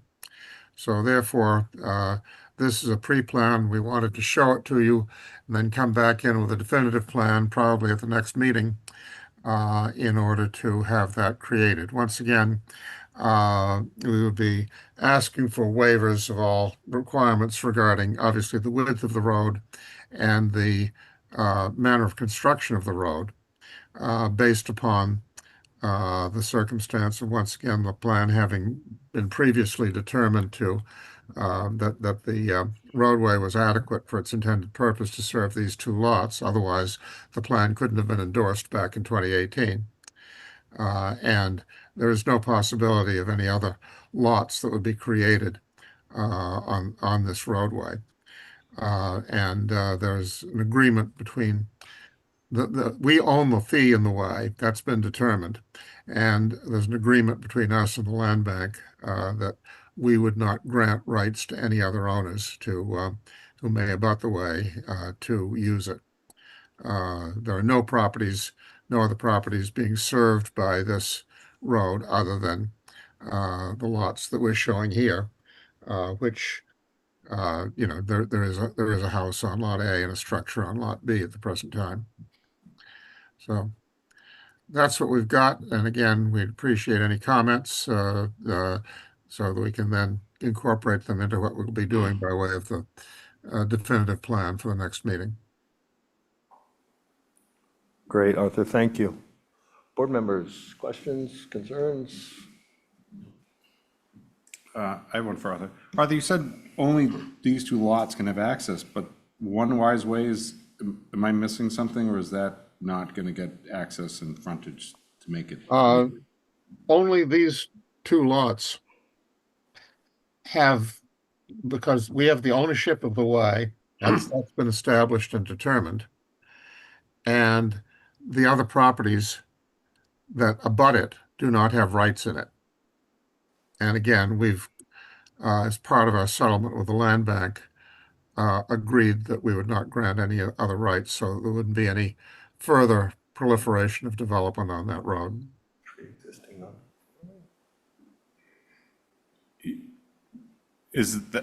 Yeah, I'm kind of confused why that, I mean, I understand the arrangement, and I follow this from the Concom days of when this plan came in, but it's just kind of seems odd that One Wise Way wouldn't also be granted this because it also acts as that, where I think that your clients determined, or it might have been Mr. Cohen, determined that this was, I think you used adverse possession to gain this, that wouldn't be something that One Wise Way, Mr. Jensen, couldn't be able to use. It just seems that could create a non-conformity, or am I missing something there? Well, there is no development on that lot. And it was, I believe, carved off from land that fronts over on, what is it, Westchester Street. Okay, that makes sense. But it would be, if it's ever used, it would be used by easement over land coming out to Westchester Street. But again, we don't have any control over that. We don't own it. But we do own, as a result of the extensive work that was done on this, questioned by the land bank and ultimately worked out, we own the fee in the road without there being any other parties having the right to use it other than the land bank.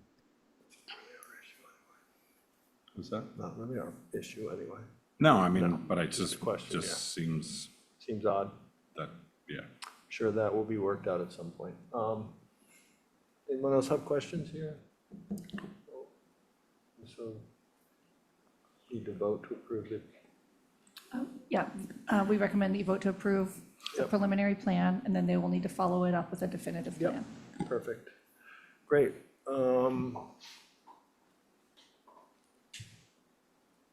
Pleasure of the board. Move to approve? Second. Great. Motion made by Hillary, seconded by John. All in favor? Aye. Aye. Aye. Awesome. Thank you. Thank you, Arthur. Previous plans, Sandpiper Place 1 and 2 is Performance Security Form J. So Andrew Burek is here for the applicant if you have questions, but I can run through this quickly. In short, the developer is asking for the Form J lot release for the last two lots in the development in lieu of posting a bond for the remaining work to be completed. They did capture the majority of that in a summary that was provided to you in your packet. We're still going back and forth on some details between myself, Richmond Development staff, and Mr. Pesci from an engineering perspective. So what I would recommend you do is that you authorize the release of the lots for staff to hold the forms in the office until we flush out that final detailed amount and receive the funding, and then we can release the paperwork. Great. Board members, questions, concerns? Okay. I would entertain a motion. Motion to approve. Motion to approve with staff's Comments. comments, recommendations. Second. All right, motion made by John, seconded by Joe, all in favor? Aye. All right. The infamous Cascada Course subdivision Form J. All lots remaining. So this is an older subdivision that, How old exactly? I'm not gonna go there. But Mr. Pesci and, the applicant's engineer did a walkthrough to determine what was left here, and I put the amounts in the staff report, so we're gonna do the same thing as the prior application, which would be to, endorse the Form Js, and we'll hold them in the office pending receipt of the surety deposit and the engineering escrow deposit. Perfect.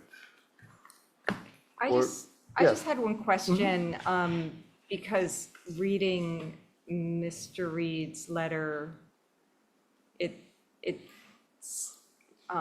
it seemed to say that they would like either A or B to happen, like either release, I think it was lot 97, or, 96. Okay, so it provides that lot 98 is deemed to have been released. Lots 95, 96, and 97 continue to be subject to the covenant. And blah, blah, blah. We request that either lot 97 be released from the covenant, leaving two buildable lots, 95 and 96, presumably in the covenant, or B, that based on establishment of an escrow fund for the remaining matters, all lots be released. So they're asking us to make a choice. Is that correct? They're asking us to release, I don't think there's a choice. Well, there is a choice. We could hold more, we could hold lots, or we could release them all in lieu of an escrow, which seems to be a more efficient way to do it. Well, that was what I wanted to get some advice from the staff about, because, they're catch basins. This is right on the harbor. Would it be beneficial to maybe, is the escrow sufficient to cover something that, given that 30 years have passed, if there's further development? In other words, is it beneficial for Nantucket to not have an escrow, release the one because it's satisfied and we don't feel there's additional work, and then wait for them to come back if they want to release the additional ones for the covenant? Or is it better to release everything and have the escrow? It just wasn't clear to me why. It seems staff was recommending the escrow and releasing everything, and I wasn't sure why that was the best I don't course. think we can revisit the decision here, right? We can't all of a sudden change the rules, even though it's been years. So there's been a decision, well, I'll let staff, they can probably say it better than me. So there may have been a decision, I didn't do the research on this, but I'm going to guess, given the age, there's just an approved plan that shows infrastructure that would have been required at the time. So that's all that we can require today. A lot of the older decisions, especially from the early 80s, 70s, they don't have decisions like we have today that the planning board writes and records, and they're at the registry of deeds. They just have plans that the board signed. So we would have to follow those plans. Is Mr. Reed still on the line? Yes, I was Yeah. about to say he has his hand up. Oh, yeah, Mr. Reed, I'm just curious why in the letter it says, either do A or B, and if you could address that. Okay, let me give you the whole background of the situation. The subdivision in question, all the lots belong to the same owner, obviously, with the one lot having been released on which the house and guest house that exist at the present time are there. They now are proceeding to build on one of the other lots and need that lot released. Now, the amount of work necessary to complete the subdivision improvements is at this point very small. And when I filed the letter, we weren't sure at that time whether there was going to be time enough for Ed Pesci to get together with our engineer, Don Bracken, and determine the extent of the additional work that needed to be done in order to complete the requirements. Since that time, Don and Ed have in fact gotten together and met, and Don prepared a detailed list of the remaining work that needs to be done, for which the estimated cost was $26,000.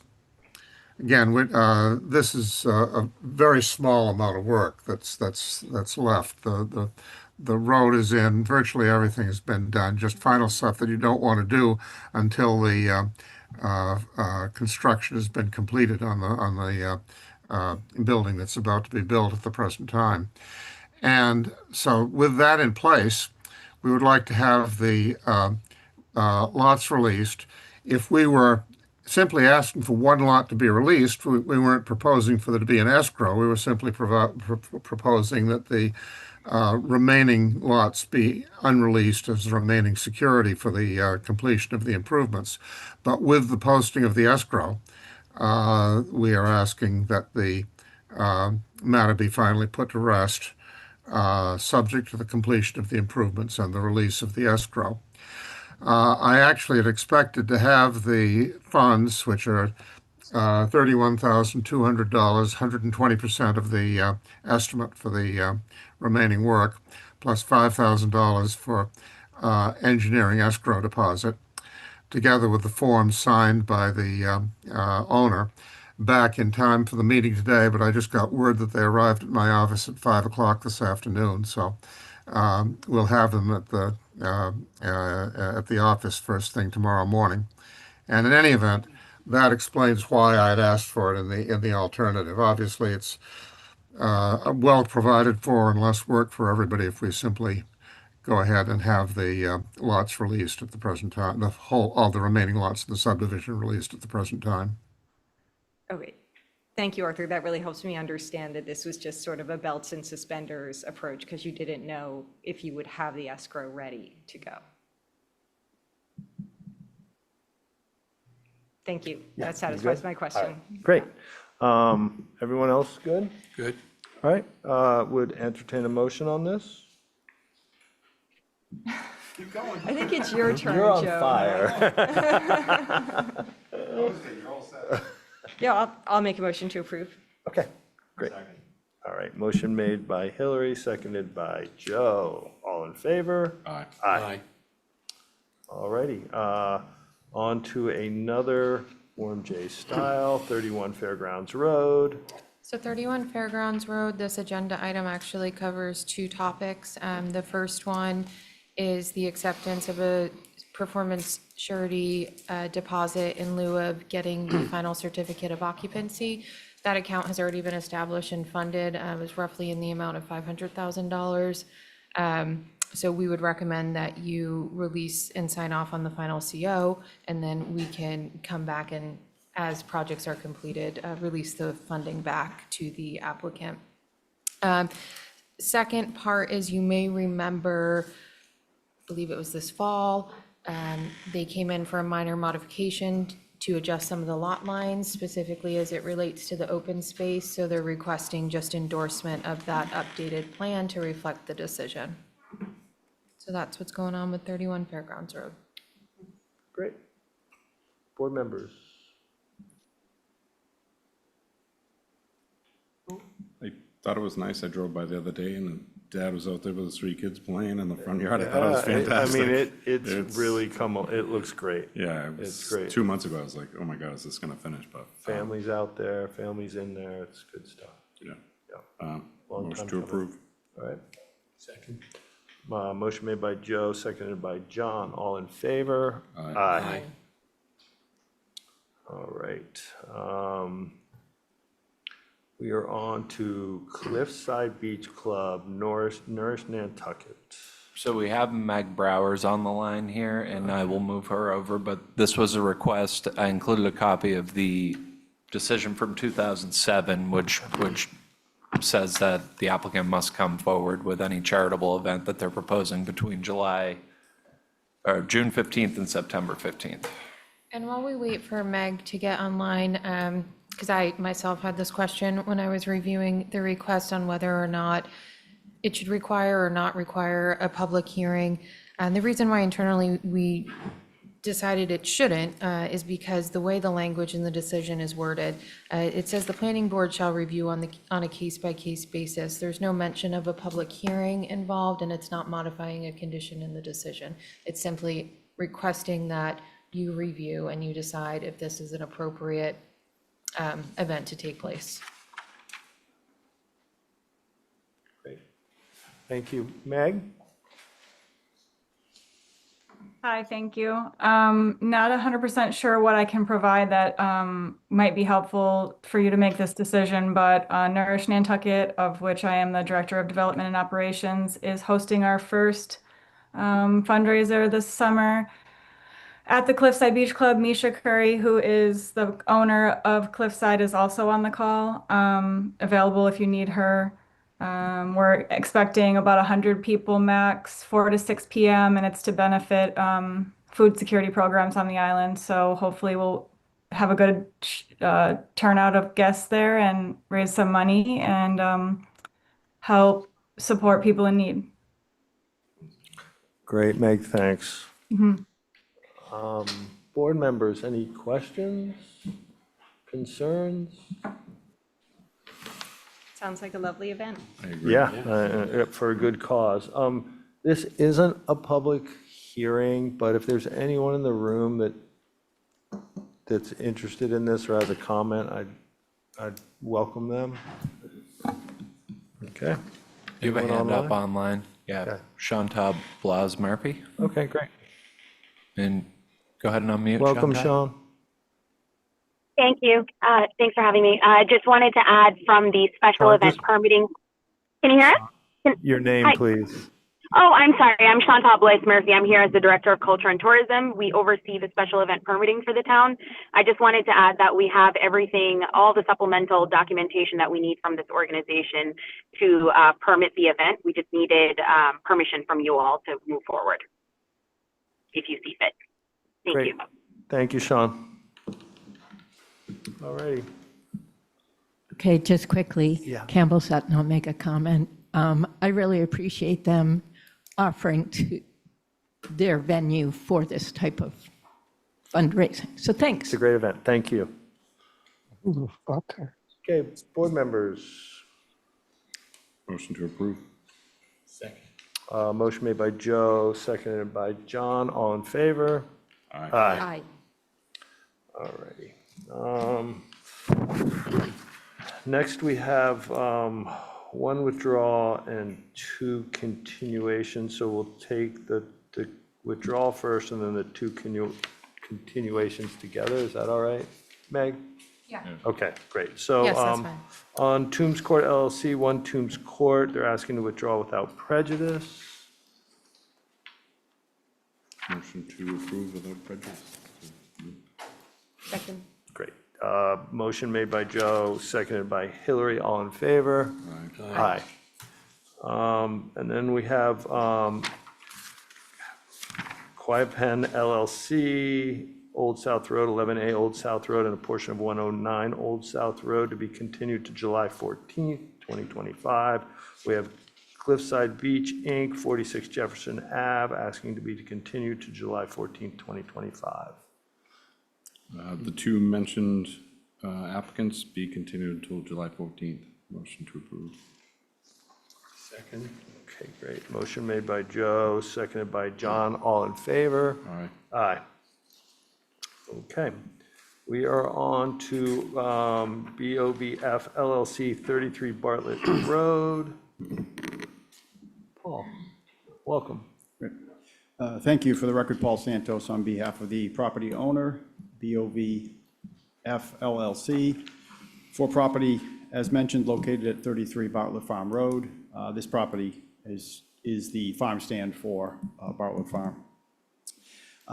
We were before you in December of 2024, in which we sought and received approval through the special permit process to put a boat-related storage facility on the backside of the farm stand. You see it depicted on the screen behind you. This is an approximately 20,000 square foot area that the farm or the current property owner would lease to a leasee for the purposes of boat storage. At that time, we also permitted a 800 square foot washdown pad on this particular lease parcel.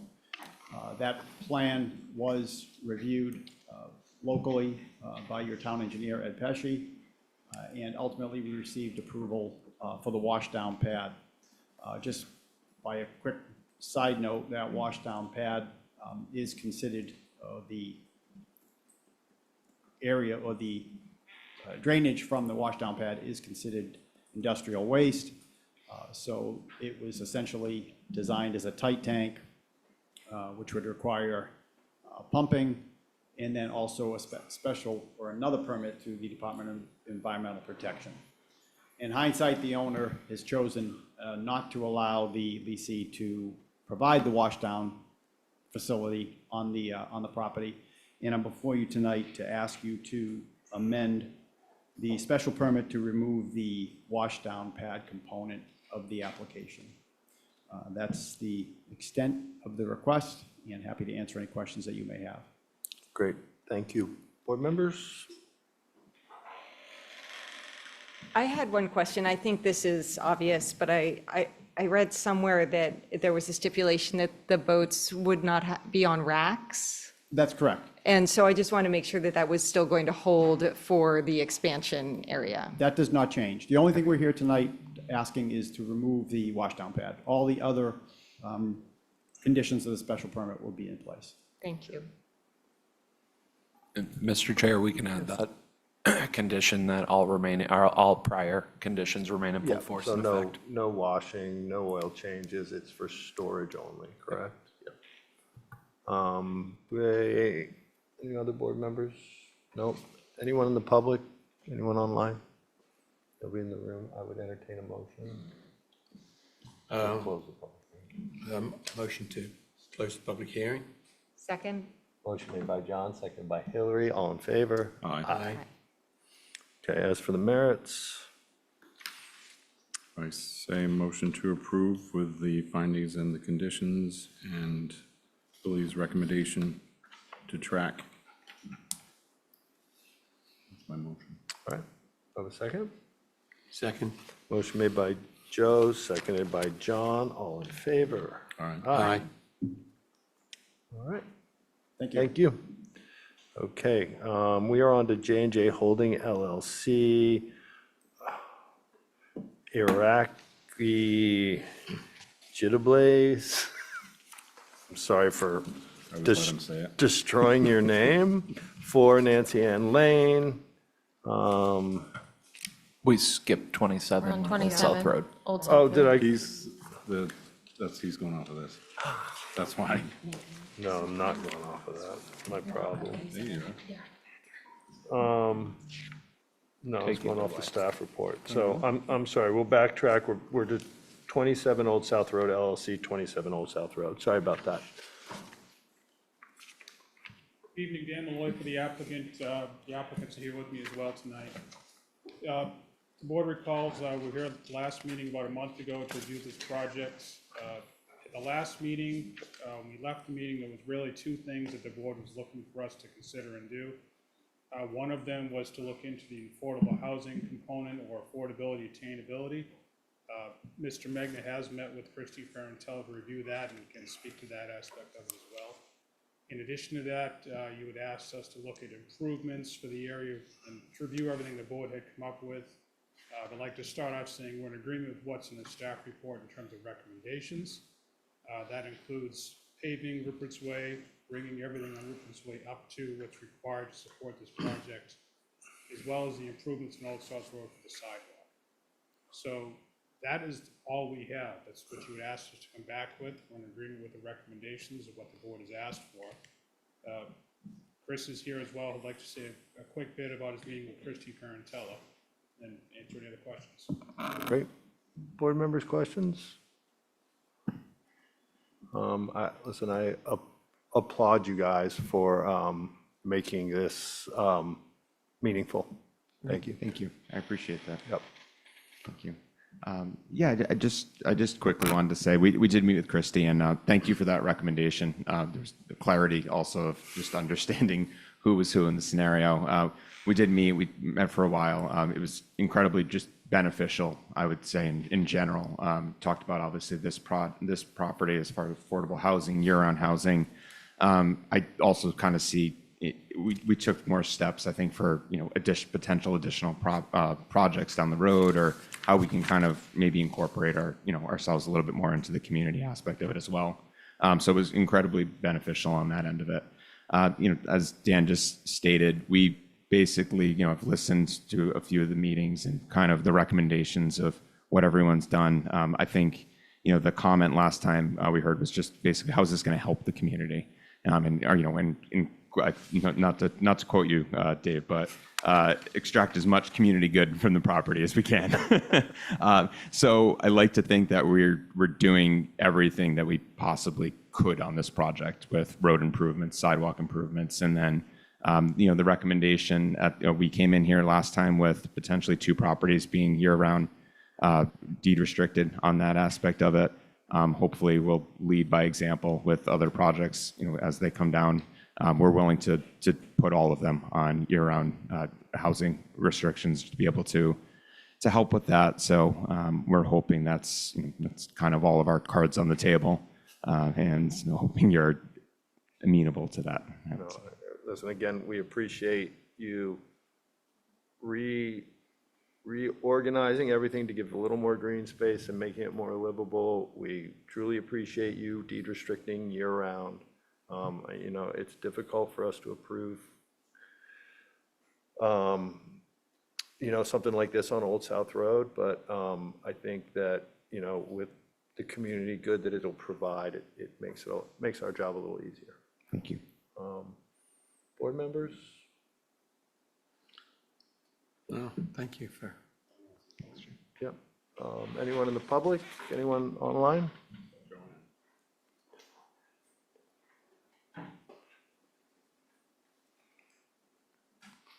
My name is Anna Svetlik, and I'm like behind you, no, like you at front our house. And like now it's on one building, old building. I don't see like another 7 houses with 22 parking spots.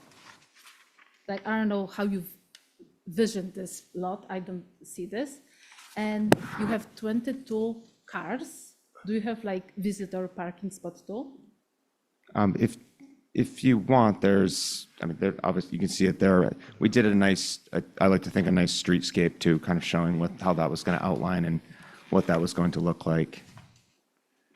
It look lovely, but I don't know, probably so many people never see this lot. Does it look like, it's like this maybe space? It's so tiny. And like, I don't have idea if you drive Old South Road, it's traffic all day long, 2 ways. And like, it will be some like emergency. I don't see like the ambulance can go or like police department. And it's so nice. You sounds like, oh, it's perfect spot because it's close bus station, close it's the, not bus station, no, bus stop, and it's like fish and meat market. I don't have idea if you shopping fish and meat market, it's so expensive. I don't think so. For like low income houses, the people can go and buy some grocery shopping. And what's on my list? And it's like traffic on Old South Road, it's not non-stop. And the people try to take bus to town and don't have traffic, but bus is all the times late because it's traffic and bus stop stay in the traffic too.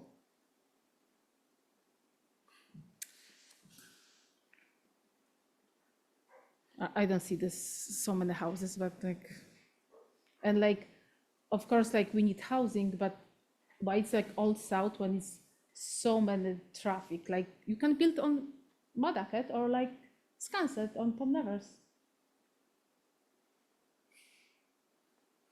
Thank you. Thank you.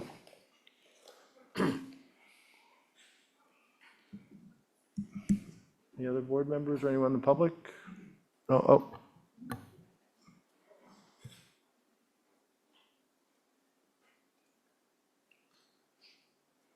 Hi, Campbell Sutton. I really appreciate the previous speaker and all that she had to say.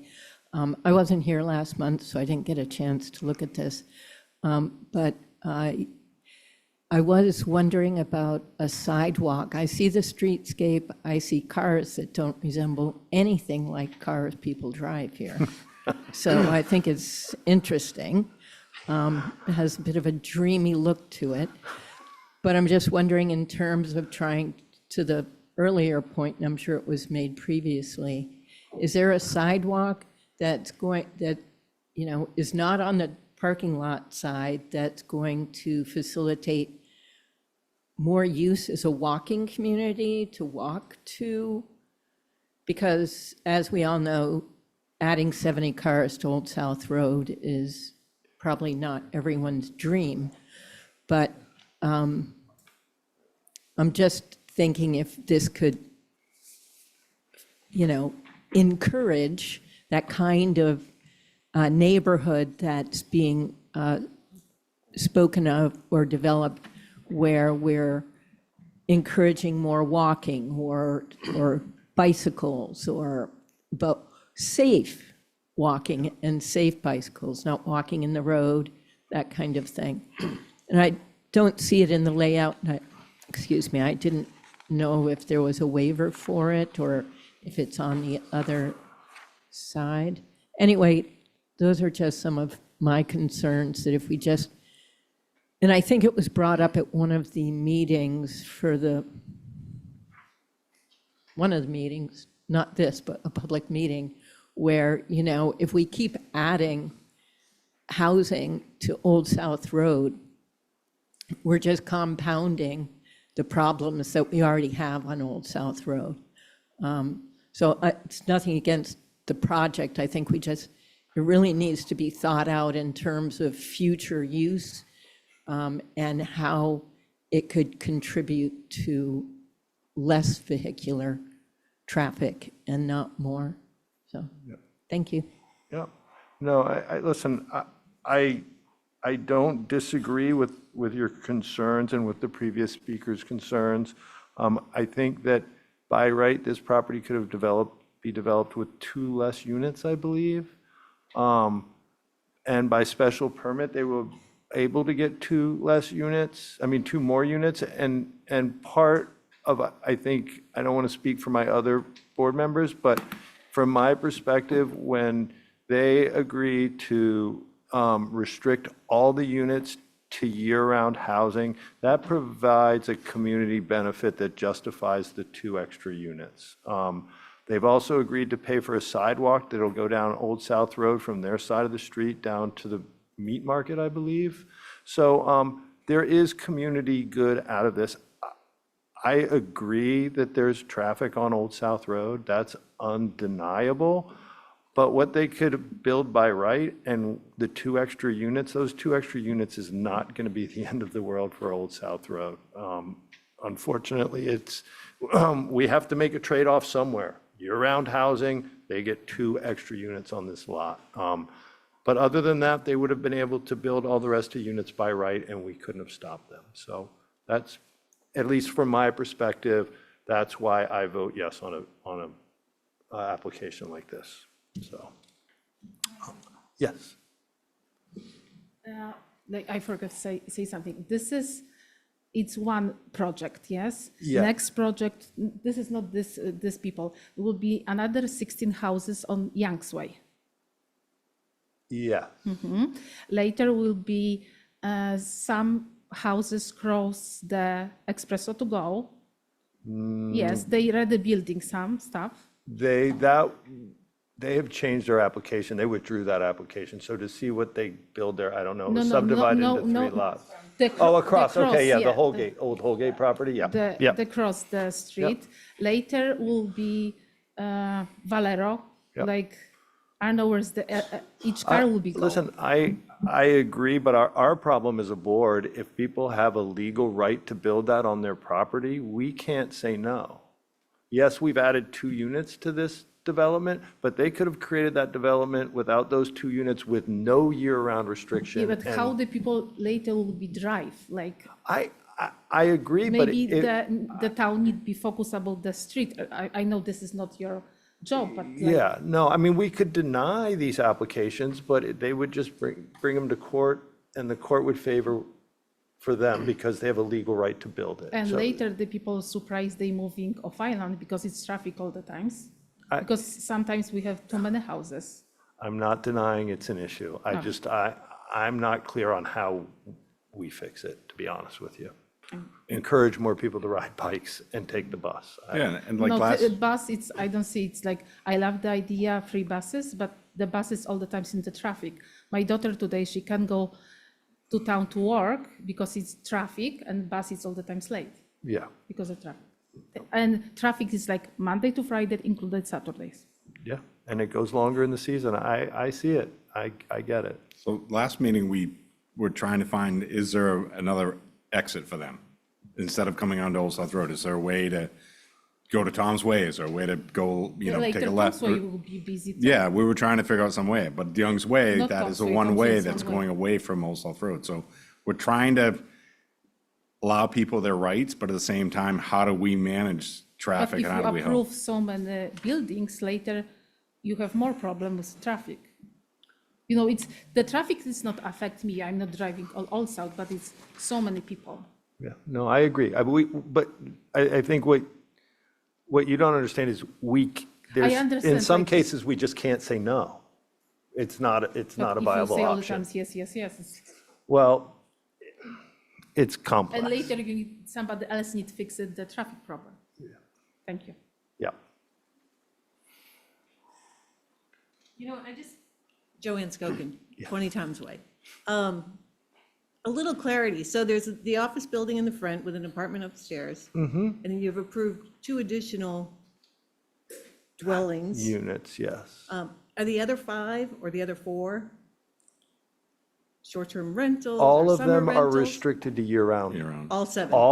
Every housing unit on this property is restricted to year-round housing. Thank you. And one of them is their housing. For their employees, office. yeah. And their then employees. for when the 18-wheeler drivers come down or the crane operator, they have a place to sleep and then leave. So that's going to be short. So I see one of the buildings is really not even. Right. Right. Yeah, yeah.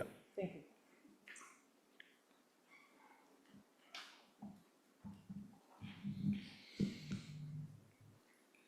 Hi, Hi. I'm Julie Rainamo. I abut all 7 of those buildings. And my concern is screening in the back. Okay. And who has the authority to say where those mini split fans go on this? Because that's gonna be an awful lot of those fans, and they're noisy. Yeah. Are gonna be right up against my, That's an HDC. That is an Is it? HDC Okay. thing. Yeah, All that's right. not us. And I would say if it was me, they would go over the access to the basement. So they're all forcing Wouldn't that towards be each other. nice? Yeah. And who, is He's right HTC here the and he'll fence as answer for well? you. HDC is the fence as well. I mean, we could talk Okay. about screening, but if it's going to be a fence, that's HDC. And I may have missed some of this because I think there's an extra building since the last time I saw the plan, but the other thing is there some sort of HOA that you put into your stipulations when you have this many units that are year-round, and who polices that? The homeowners association would police that. So do you guys require one? Yeah, Yeah, we okay. should. There's a housing management plan. There's a housing management plan. Yeah. Same thing? Yeah, same thing, basically. Well, if they're all in his ownership, then it would be a housing management plan. What happens when they're not all in his Then ownership, it when they would- get condoed and they move on? Yeah, then it'd be HOA. Okay, thank you. Yeah. Mr. Chair, Yeah. we'll make sure there's a condition in the decision that specifically talks about that. We've done that for other Yep. multifamily projects Yep. over time.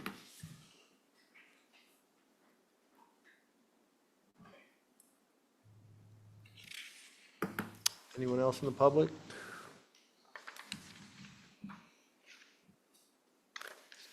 Motion to close public comment? And just procedurally, since Nat's not here, you can't activate Howard because he missed the last Yeah. meeting, so you have a 4-member board. Hillary wasn't present. so when it was first discussed, yep. So you have Abby, Yep. who was activated last month. Yep. And then the 3 of you. So, okay, I'm sorry. So real quick before we close the public hearing, Fencing in the back, not screening, correct?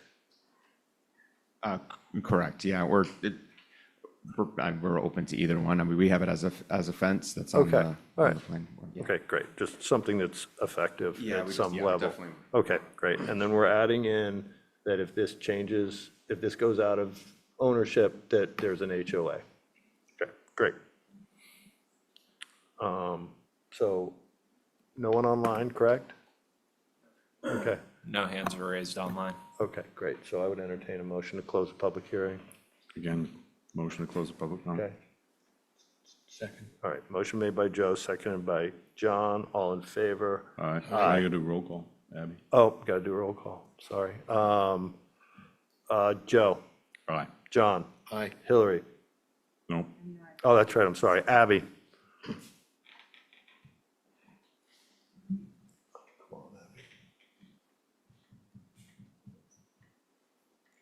Abby?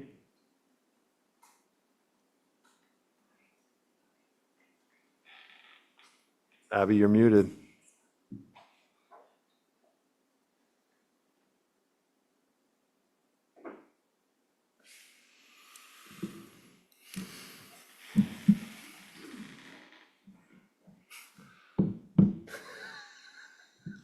She'll be right with us. Did you text her?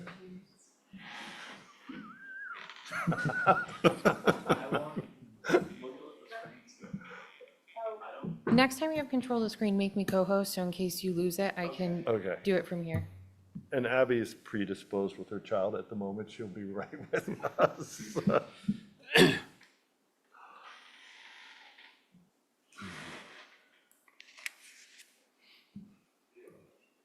Huh?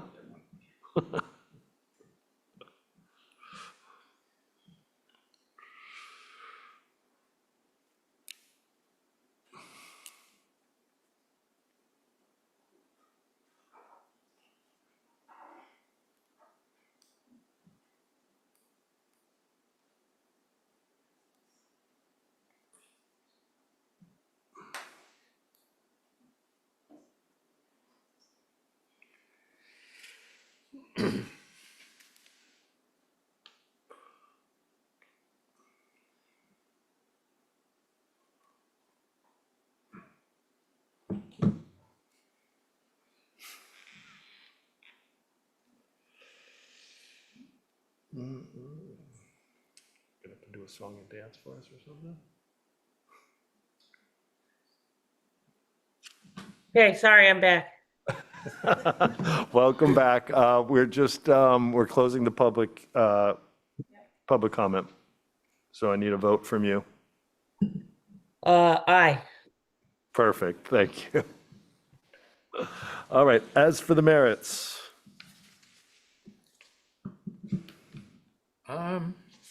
Comment, if I may. of course. So it's very rare that someone takes us so seriously when it comes to helping solve our affordable housing issues on the island. And I just thank you, from the bottom of my heart, thank you for being so helpful in this. Very much appreciated. Thank you. Okay. So I would entertain a motion.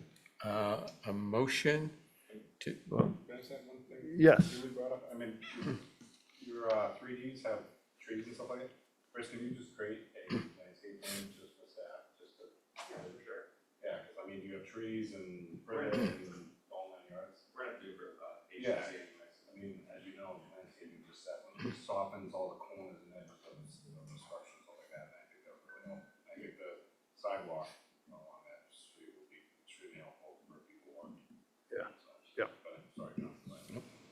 a motion to approve the applicant's request, subject to the findings and conditions made by staff and the additional condition around creating an HOA if there's a change of ownership. Perfect. And landscape. plan. Landscape plan.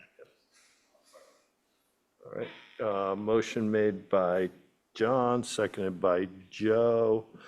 John? Aye. Joe? Abby? Aye. And I'm an aye as well. Thank you, gentlemen. Thank you very much. Okay, back to J&J Holding LLC for Nancy Ann Lane. I'm not going to try to pronounce that name again. Paul, welcome back. Okay, thank you. Again, Paul Santos with Nantucket Surveyors. On behalf of the property owner and applicant, J&J ACK Holding LLC, we are before you tonight for an approval required subdivision. Oh, and actually, I just one point of order before we start. Is this a four-member board, Megan, or do we have? No, this, Hillary is on this because you didn't. No, but Oh, 'cause Yeah, so Nat it's a is not here, four-member yes, board. we have a sorry. four-member board. And hopefully, I mean, depending on what you want to do, hopefully Nat will be back this month, or I could, He can mull in. You cannot activate because it's a subdivision. oh, it's subdivision. Yeah, yeah. I'm So- happy to proceed with Okay. the Yeah. four-member board. I mean, it Might not be done today anyway. so Thank he you. can Sorry mull for in the it. Yep. interruption, but this is a approval required subdivision for a property located at 4 Nancy Ann Lane, which is a parcel of land that was created through the approval not required process within the Richmond development. Property is located not necessarily at the intersection of Lovers Lane and Nancy Ann Lane, but it is in the general vicinity. You see Lovers Lane in this location and Nancy Ann in this location here. This is a plan that has been developed from a preliminary plan that was approved by this board in February of 2025. It is a commercially zoned property, so the requirement was to file preliminary plan. The application you have before you tonight is the completion to the definitive plan process. This is a request for a 4-lot subdivision, 3 buildable, and 1 is the roadway lot. So we have lots 1, 2, and 3, and then we have what is considered the roadway parcel here, all accessing the property off of Nancy Ann Lane. The site itself is located in the commercial neighborhood zoning district, which requires a 7,500 square foot area, 50 feet of frontage, and allows 40% of ground cover with 10-foot side and 5-foot rear line setbacks and a 10-foot front yard setback. The total lot area contains approximately 30,800 square feet. The site itself is located within a DEP Zone 2 wellhead protection area and the Nantucket Public Wellhead Recharge District. A certificate of water quality compliance will be required from the Water Company before the issuance of a building permit, which is typically a condition that will be placed on any properties within the public wellhead recharge. The site will be serviced by public sewer, municipal water, and electric, telephone, and cable will all be provided below grade or subgrade underground systems. Site is not located in a federal emergency management area flood zone. Parcel does not contain any areas regulated by the Nantucket Conservation Commission, and the site is not located within a MAP Natural Heritage and Endangered Species Program, NHESP, area of estimated habitat or real wildlife and priority habitat. There's no development phasing proposed. Once started, the project would be built out in its entirety.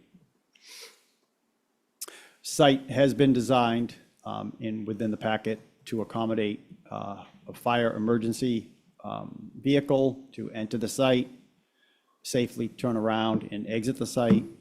There will be a new water line installed along with a hydrant for fire protection. While we're not here tonight to discuss full-out development of the lots, I will tell you that each of the lots will be developed as a mixed-use, commercial and residential building. They will contain residential units and then also the commercial aspect.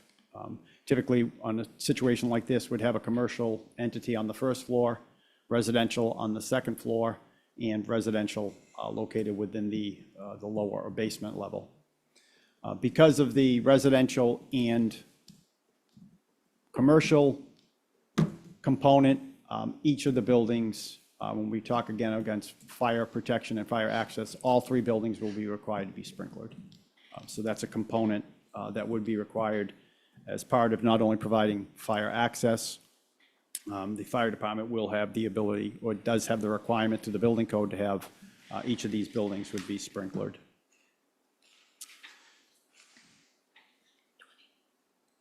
The plan that you see before you depicts the essential layout of the subdivision.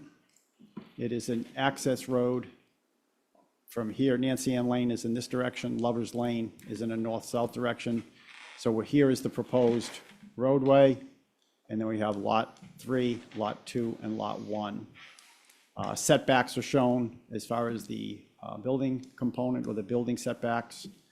And then by way of reference, this is for Lover's Lane here was the controlled by a different entity, but that was just recently approved as the the gym and jujitsu facility, in which we talked about access at that point. This isn't basically enters in and then you come out in this particular area here.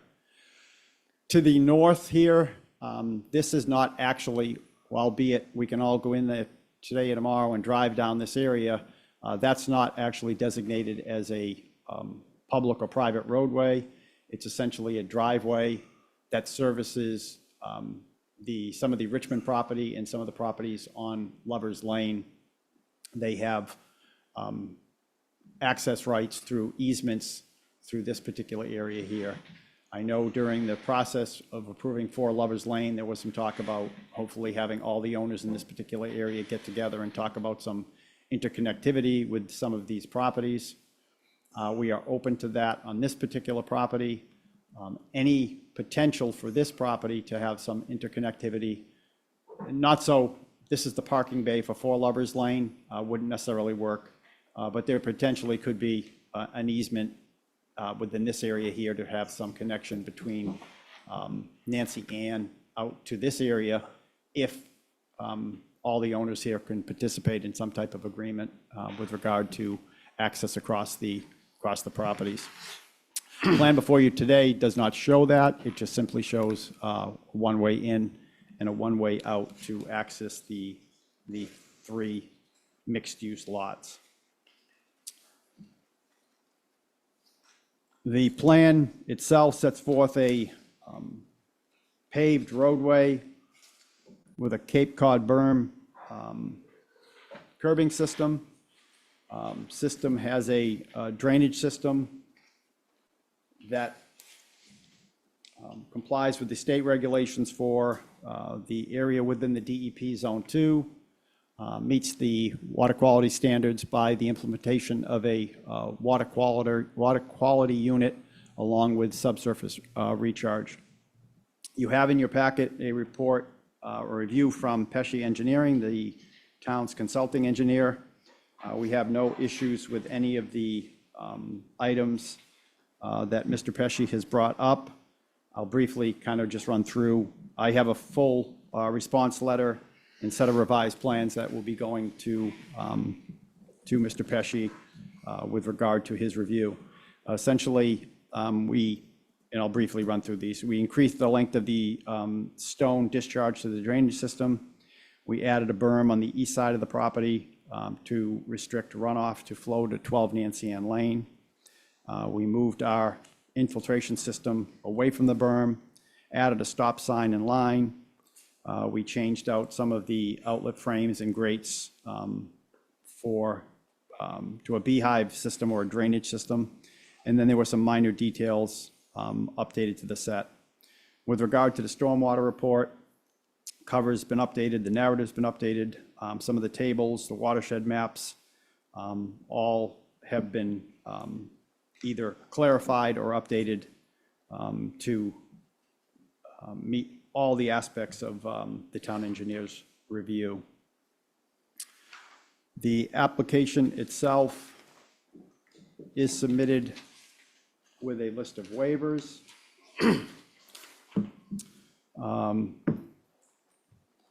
Those, again, are the typical ones you would see in these smaller type subdivisions, a waiver of section 206E, the staking of the subdivision, center line and lot line intersections. We don't feel that would be necessary. A waiver of the street width from 20 to 18 feet. This is accomplished and justified by the fact that we do have provided a swept plan. And Billy, if we could go to the very last plan, I think you'll find there's a what we call a swept plan all the way to the end, Billy, which is a plan right there. Oh, back one up. That's provided to the fire department that shows that their fire apparatus or their largest vehicle that they would service can safely enter the site, come in, turn around, and leave the site. Paul, is that the reason for the 20 by 20 easement you have on lot 1? Yes, it is. Okay. That's simply I to was provide, mystified by that's that. simply to provide the turnaround. And what the chair is talking about is this area here, we have an easement, which would be paved, but again, it provides, once the truck is here, it has the ability to get in and then get back out. The 20 to 18 under, and the reason I mentioned earlier, the sprinkling of the building is under the state fire code and under local. If you can provide both sprinkling the buildings, water protection and so forth, the fire department does have some discretion on roadway widths, access and so forth to these particular sites. I know there's was a lot of talk at one point about the 20-foot roadway width on some of these smaller subdivisions, but the fact that you have the fire protection hydrant and the sprinkle buildings does give the approving authority, which in this case would be the fire department, some discretion. A waiver of section 403E, which is the width of the layout from 40 to 20. A waiver of section 404B, which is the turnout layout radius, which is the standard cul-de-sac design. This scenario here is the hammerhead. Waiver of section 418 sidewalks, a waiver of section 419 bicycle paths, and a waiver of section 4.20 streetlights. Again, each of these sites will be developed in a commercial fashion. They will be, the sites themselves will be well lit. Each, in this case of the drainage, each of the 3 sites, it's listed in the drainage report, and it's also been added to the plans. Each of the sites will contain their own drainage. There'll be a roof recharge system for each of the properties, and they'll each have their own drainage system. The drainage system that we have, and that's been reviewed by Mr. Pesci, is strictly to handle and capture the drainage from the proposed roadway. The staff report speaks specifically about the allowing us time to address the issues from the Pesci engineering report. We have no problem with that. We have actually already done that, and we will be submitting that information to Ed. I know in past applications, as part of any approval, before issuance of a building permit or before things of that nature, a sign off from the town engineer and then the water quality certificate from the Wanacoma Water Company are all conditions that would be placed into any approval that you may have. The interconnectivity is mentioned in the staff report also. I think I did address that with regard to hopefully all the participants in this area may be able to get together and come up with some type of solutions here to making these properties all work together. Happy to answer any questions that you may have. Again, this is a commercially zoned CN property that's being developed, essentially similar to what would be in the Richmond area or Amelia Drive area, things along that nature. Amelia Drive is a CN district, same as this. And happy to answer any questions that the board may have. Thank you, Paul. Board members. Paul, thank you for the erosion control post and pre-construction. I think that's great. One of the things we are hearing is that the Kamagav and the noise, so I think that we should have hours of operation when this comes in, really kind of limit that. I know there's going to be shop space and housing above, and I think that that would be really important. And I know that eventually commercial and residential comes together, but just be mindful of your neighbors and stuff like that. So that's one thing we've been kind of curious about. And I think when you come in, just a lighting plan and what's the other, our operations, fire department you've got, thank you. And then I think just screening, just some kind of plan to that when that comes in. Yeah, if I could, obviously this area, you've got the building supply here, you've got Yep. the gym here, this is a vacant parcel, it's part of Richmond. So you are surrounded completely in this particular case by commercial uses. That building? I'm sorry, what was Is that? that building for Lovers Lane? Yeah, That noise is getting to here yeah. or beyond. So Yeah. just, what I'm just saying is this is moving and creeping closer. Oh, sure. We yeah. just need to be careful and just. Yeah. If Not anything, any- I want to be protecting the people, the residences that are actually, No, and that's the whole thing. It's kind of working together, Yeah, but I it's just, working when you guys in that come in at building. like for some report or something to be prepared. And I know I've had a conversation with Andre and he's working on and changing his hours and stuff like that, lowering Yeah. music at a certain time. Yeah. So he's been very proactive and I applaud him. So I just want to be mindful of when these come in, that's addressed because I know the neighbors are going to be concerned. Maybe sit down with them prior to the applications. I mean, there is it's not a direct ownership connection, but there is a connection between these two properties, the common connection being Jibo. So, and then and I didn't mention it, but there was a letter sent regarding this property. The fact that a numberhead trailers had been moved on. They did get a letter from either Marcus or Paul Murphy before the last meeting. That actually has been resolved. They've cleaned up the site. There's more to come, but the trailers are all gone. I did text with Jibo just at the same time of the meeting, and he said he's worked everything out with the building department, and the site has been cleaned up quite a bit from what was happening there originally. So they're working their way towards that. Thank you. I guess it doesn't really, is it the applicant's intention to build these or sell the lots? I can't answer that. I mean, the impression I got was that it was to build them, but I can't commit to that one way or say what their plan is one way or the other. Is that it for you? I have a couple questions. Yep. So did the fire department give approval for the plan? Getting approval from the fire department recently has not been, they've got the plan, they've reviewed it, they made comments and they were addressed. But as of the date, I don't think, Billy, I had not received an official letter or. So that's All I can forthcoming. confirm is they were sent there. I mean, I haven't had any conversations with the fire department about this application in particular. Okay, but that's one of the things we're waiting, it'll be forthcoming. It'll typically, it's put into typically, I think it's built into the decision now. As I said, the reviews that have been happening lately, we're not getting the emails or letters like we were previously. And there's a change of people Yeah. reviewing. We've done everything we've had to do. We've got the swept plan. In fact, we did get a response on this one because they've got one of the new engines they have. They had asked us to run the swept path for the new engine, which we did, and then we provided them with a plan. And anything we typically will do, we'll also provide that to the town engineer. Whatever we do with the fire department, we provide to the town engineer. Okay.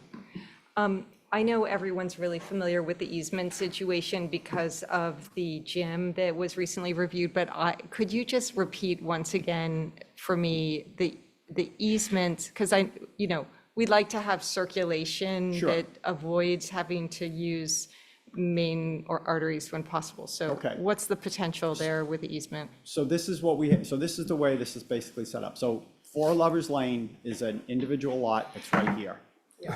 It's always 4 Lovers Lane has been a number of either proposals or activities that have gone on that site. Prior to what's there now, it was the tool rental. It was a tool rental place. When you come in here, it's actually painted. It's a one-way in, one-way out, which basically traffic comes in, parks, and then works its way around. That's happened for. I'm sorry. That's okay. Trying to use the computer and this is what. You may have to That's okay, let me find that page of the packet and I'll take over. These aren't my tools. That's okay. The property has changed hands a few times, but this has been consistently in and then out like this. So this area right here off of Lover's Lane is not a private or public right-of-way. Essentially, 4 Lover's Lane has no legal easement rights in that access way, nor does the property that we're talking about today for Nancy Ann has no legal right to use this way. Now, does it happen? And has anybody ever said anything about it? No. But that's what we were talking about. These lots here, and you can see this text here, and my eyes aren't that great, so I think it says access easement, these are all access easements that deal with all these properties right here. But these 2 properties are excluded from that. So that's what we were talking about, was having this owner, Richmond, everyone in this area dealing with the fact that coming up with something in here that can work. Now, there was some discussion at the 4 Lovers Lane. I mean, I've sat out there and watched now cars. People will come and actually park here. They park on the side of the Lovers Lane, and then they'll walk in and go into the state forest. So it's an area it's being used by the public, but do they have rights? Do they have rights? The public have rights? Not necessarily. Okay. Thanks. And part of the reason why I was asking is because I have questions about the access road. So you're actually asking for 2 waivers, right? So you're asking for the road, the traveled way, to go down from 20 feet to 18 Yep. feet. But you're asking for the overall layout to be cut in half. From 40 to 20, Yes. correct. And because I'm a new board member, I stayed up late last night reading the subdivision access road. So, we make these waivers when it's in the benefit of the public. So I think what the public gets, because this is a rapidly changing area of the island. And yes, it's commercial and a lot of it's a mess right now, but hopefully we're gonna see it become a nice residential neighbor. I mean, what we would like to have happen is to have a lot of nice residential neighborhood out there and mixed use, and have this vision that maybe it eventually would be a node with commercial use. So I'm kind of looking over the long term and thinking, what do we get out of that 40-foot layout? And we certainly get sidewalks, and we get a greener buffered area with places for growth between the sidewalk and the street. So I certainly understand that having that 40-foot layout is really changes how that lot is going to look, but I think we do have to ask, what's the public benefit of giving up, 20 feet of public space to service not just these 3 buildings, but how people circulate to the mini mart, and how people circulate to the gym, and how the kids go back and forth to the overall Richmond development. So I wanted to hear some reactions to that.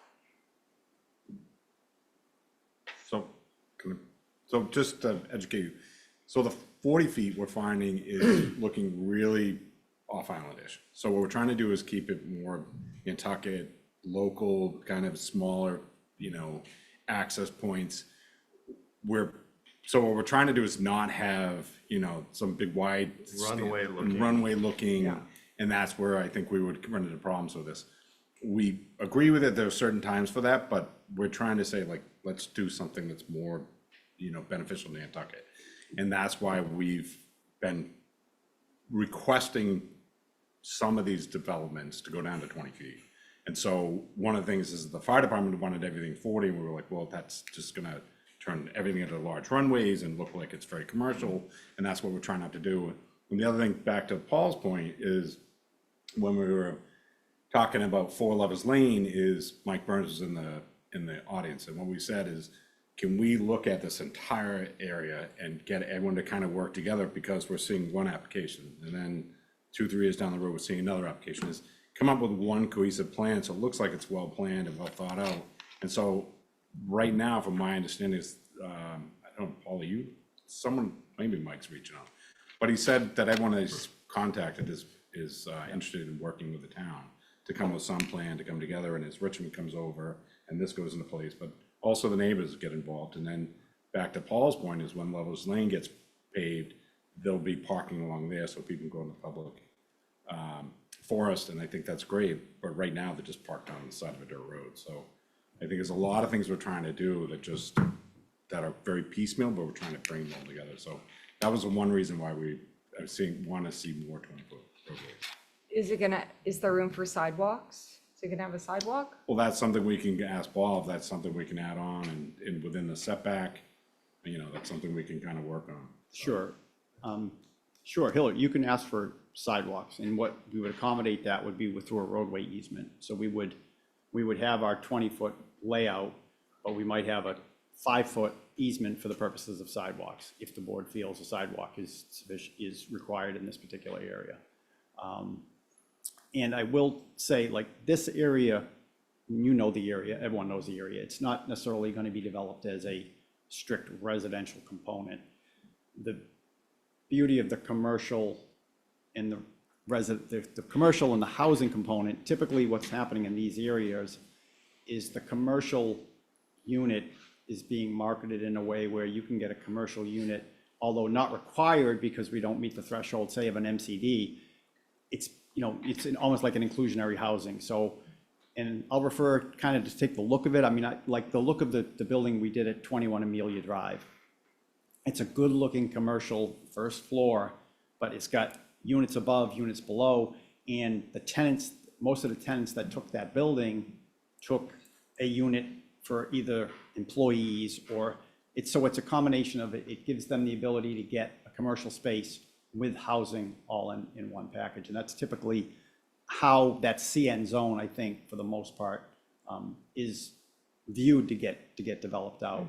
And again, I think 21 Amelia is a good example of a good-looking architectural building, and I think we've got 4 units up. I think we've got 2 units in the basement, 2 units above, and I know at least 2 of the units, I think, over there are occupied by the people that have the commercial space. Yeah, I certainly find that format's very attractive for all the reasons you just mentioned. And I also appreciate that,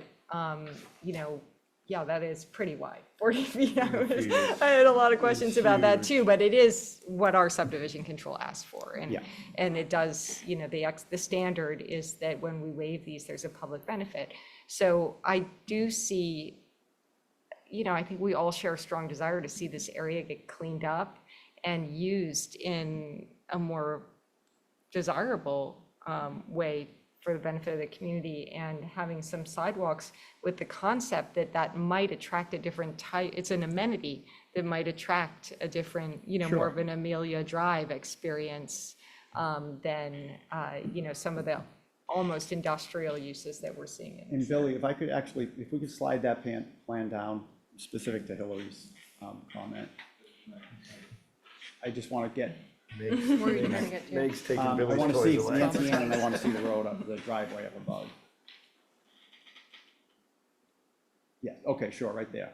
So to your point, Hillary, if you, like I said, a 5-foot easement along this, and quite honestly, if we're talking about that, you could do a walkway from here right out to, so rather than have a sidewalk that came up and curved around, you could have it come this way with a walking path, coming through that particular area there. I know we did that years ago remember Cumberland Farms? We did that walking path from Cumberland Farms Out back. off the backside when you come out to go, became a bit of a contention with the recent development on the other side. But that was the intent there, was to have and that path gets used all the time. All the time. I think any access that joins all these properties is good access. Not necessarily driving, but it could be. But walking too, I think that all the above. And that would be, Especially given the bike path on Old South Road and.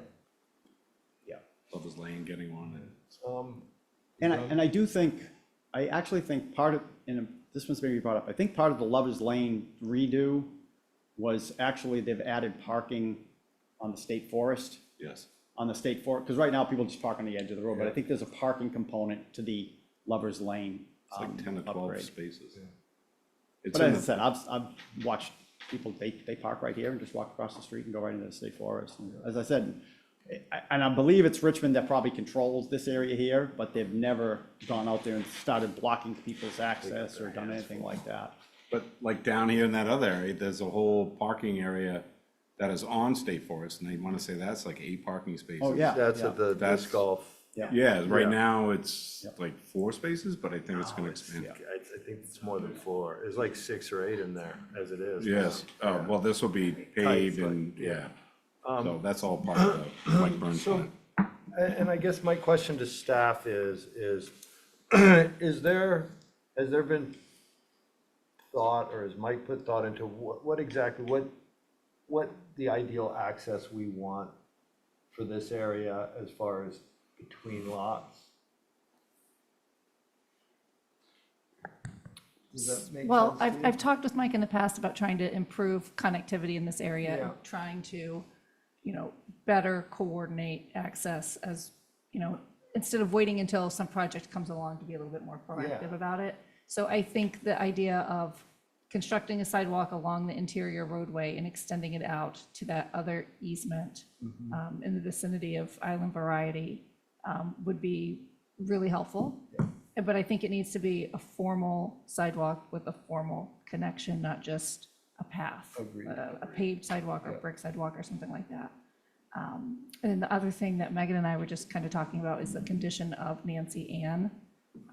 I think maybe we should take a look at that, because it is a private road, and this will add a significant amount of, additional traffic between this site and, the soon-to-be reconstructed Lovers, although it has been reconstructed in that location. So there may be some improvements, minor improvements that could be done as they're doing the roadway improvements as well.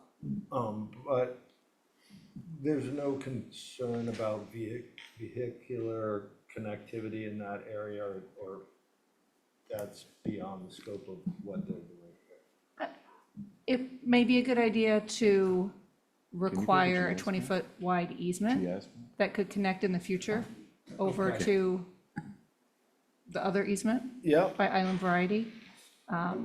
Almost kind of like extending that roadway easement Yeah, they have in there. and then, there could be language in the decision that says in the event that, they're able to obtain access, then it would Yeah. have to be constructed, or, we need to craft some language to, try Okay. to make sure that really gets done. Yeah.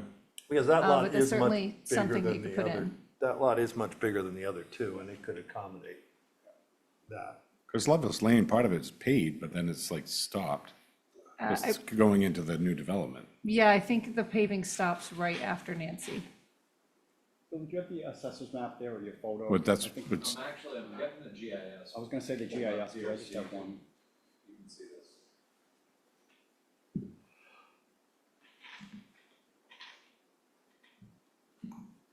So I don't think, and Leslie and Megan or Billy, I mean, have you seen, have you seen any plan for what's happening with the Richmond, of what they potentially would plan to hear? I've seen a very temporary plan that I would hope is extremely temporary. That good, huh? So is there, do you think that there would be possibility to have a connection on the backside of that with the Richmond project? but there's a paving now. Like To right- add connectivity? Like right here, yeah. There's like a paving down here. Well, I mean, I don't know what Richmond's planning, right, but it's damn fancy things. Do you think there may be an opportunity here for connectivity to everything else, or? I mean, maybe in the future, but like I Maybe, said, but, yeah. the plan that I've seen for that doesn't really involve a lot. There was Not actually. any infrastructure, not any buildings. That would be a much more distant conversation, Right. but certainly possible. Paul, would you have an? I think there was an improved subdivision in here too at one point that just never happened, but I think this was all originally shown as a subdivision. No, I think, quite honestly, I mean, we first looked at it, we said, why don't we just put the road right through here? And, but of course, wasn't on our property, so Yeah. it was like, that was. Thank you. And then I don't think I can drive this right now either. I don't think I can. I think that's blocked off, right? But even this is blocked off. Yeah, that's blocked off now too, that's all. It's paved, but it's blocked off. Yeah.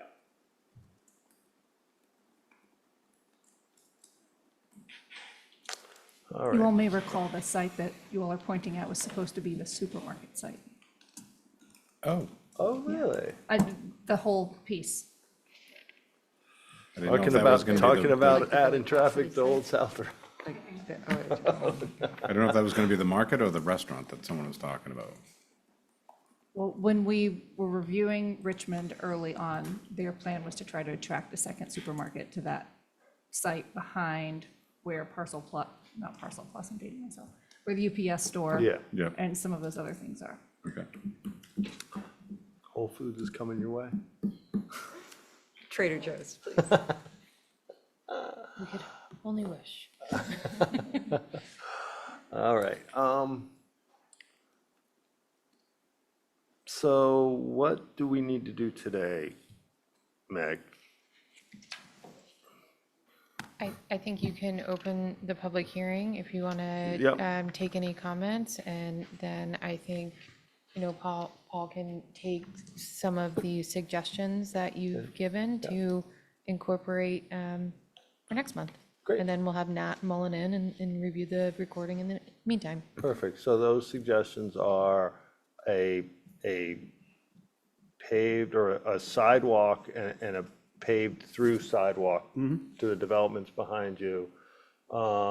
Possibility of an easement through Lot 1, a vehicular easement, in case we can open that up.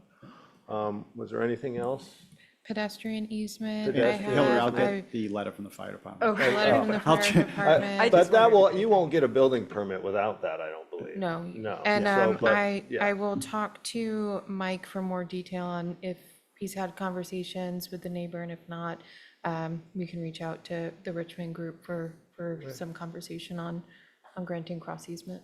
That would be great. Yeah. And we'll have Ed Pesci's response, we'll have the responses made to Ed Pesci, and Right. I'm sure we'll have his sign off also. Everyone good with that list? I just had one Yeah. thing to add on to that, just in the spirit of creating these welcoming pedestrian environments, Yeah. not just having the path,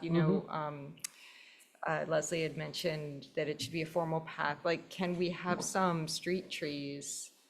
Can we have some trees to help demarc and greenify the path to make it a place a little bit more? Landscape. Actually, landscape plan. to that point, Hillary, I didn't ask for a waiver of street trees, but I didn't show any, so. Be nice to see where they go, yeah. So I kind of better get the street trees on the plan, I guess. All right, awesome. Is there anyone in the public? Up. Come on, Campbell. Come on, Campbell. You need to sit closer to the mic. I don't know what you're doing way back there. Oh, it's the camera thing. Oh, you're hiding the camera. Yeah. Okay, so Campbell Sutton, and I was glad that Hillary brought up the sidewalk, because I was sitting back there going, we need the sidewalk. I think just even in future, when you're looking at the commercial neighborhoods development, that whole concept of a commercial neighborhood is neighborhood and should have, pedestrian ways as part of the center and the designs of those. As well as I was going to ask about the green space. I think it's 40% coverage, right? But if you have commercial residential, that can often, the remaining 60% can often become quite parking lot-like, right? So I'm just trying to throw in some green space there again, as I've said in the past, trying to create livable commercial sharing kind of thing. So I guess Hillary said most of my stuff, but So that's okay. Stealing her through spotlight. the Hillary. chair, Come if I on. could. Thanks. So 40% is ground cover. Yeah, Commercial use, 20% open space is a requirement okay, that's So, what I was per going to ask, lot. was a percentage. for a Yeah. lot, 20% open Okay, space. do they have something that says an extra 10% for residential? Next town meeting, yeah. And Mr. Chairman, just to clarify, that's when they do come in with commercial permits. It's not for the Not subdivision. the subdivision, yeah, that's why I was kind of asking where he was going with this, so. Yeah. Exactly. Great. Anyone online, Billy? No hands are up online. Okay, so we are going to motion to continue till 14th, 2025. I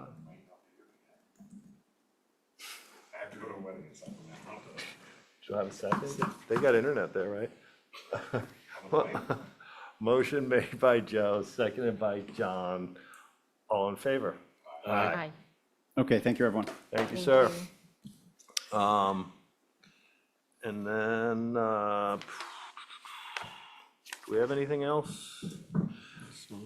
Summer house. Oh, summer house, that's right. Okay, so, summer house property, 7R, 10, 11, 16, 17, 19 Ocean Ave, 1 Magnolia, 2, 4, and 5. Cottage Ave and 10 Grand Ave. So we've received, which I think most of you know, is that we've received an opinion from legal counsel. And what they suggest is that we deny this request procedurally as unnecessary and not have any discussion about it. Okay? I would entertain a motion on that. And this is a 4-member board. Nat's not here. Abby was activated. Is Abby activated? Abby, Yep, are and you- Hillary wasn't here last. Okay, yep. Even though the public hearing wasn't open, there was lengthy board discussion. Yeah, but we are not discussing anymore. And That no- was the advice of town council not to. Do we have to close? Did we open a public? There was hearing? no public Okay, hearing okay, great. open, and Okay. town council suggested that you do not take any public comment. Yep, perfect. Are you with us, Abby? I'm here. All right, did I you? heard you. All right, great. So I would entertain a motion. Per town council, that we deny this without prejudice. Okay, We're not taking comments on this. Sorry, Stephen. No, I'd love to hear your voice. hope you're doing well.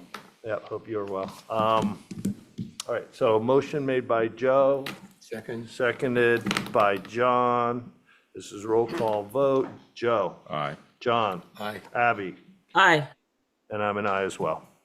All right. Next meeting, July 14th, 2025. I would entertain a motion. Jinx, before we Megan even and I say always it. Boy, you guys, I am on the fast track and you're like pulling the brakes here. So your next regularly scheduled meeting is July 14th, but as we talked about, we may may have try a- to schedule one for before or after Planning Commission on the 23rd. Okay, great.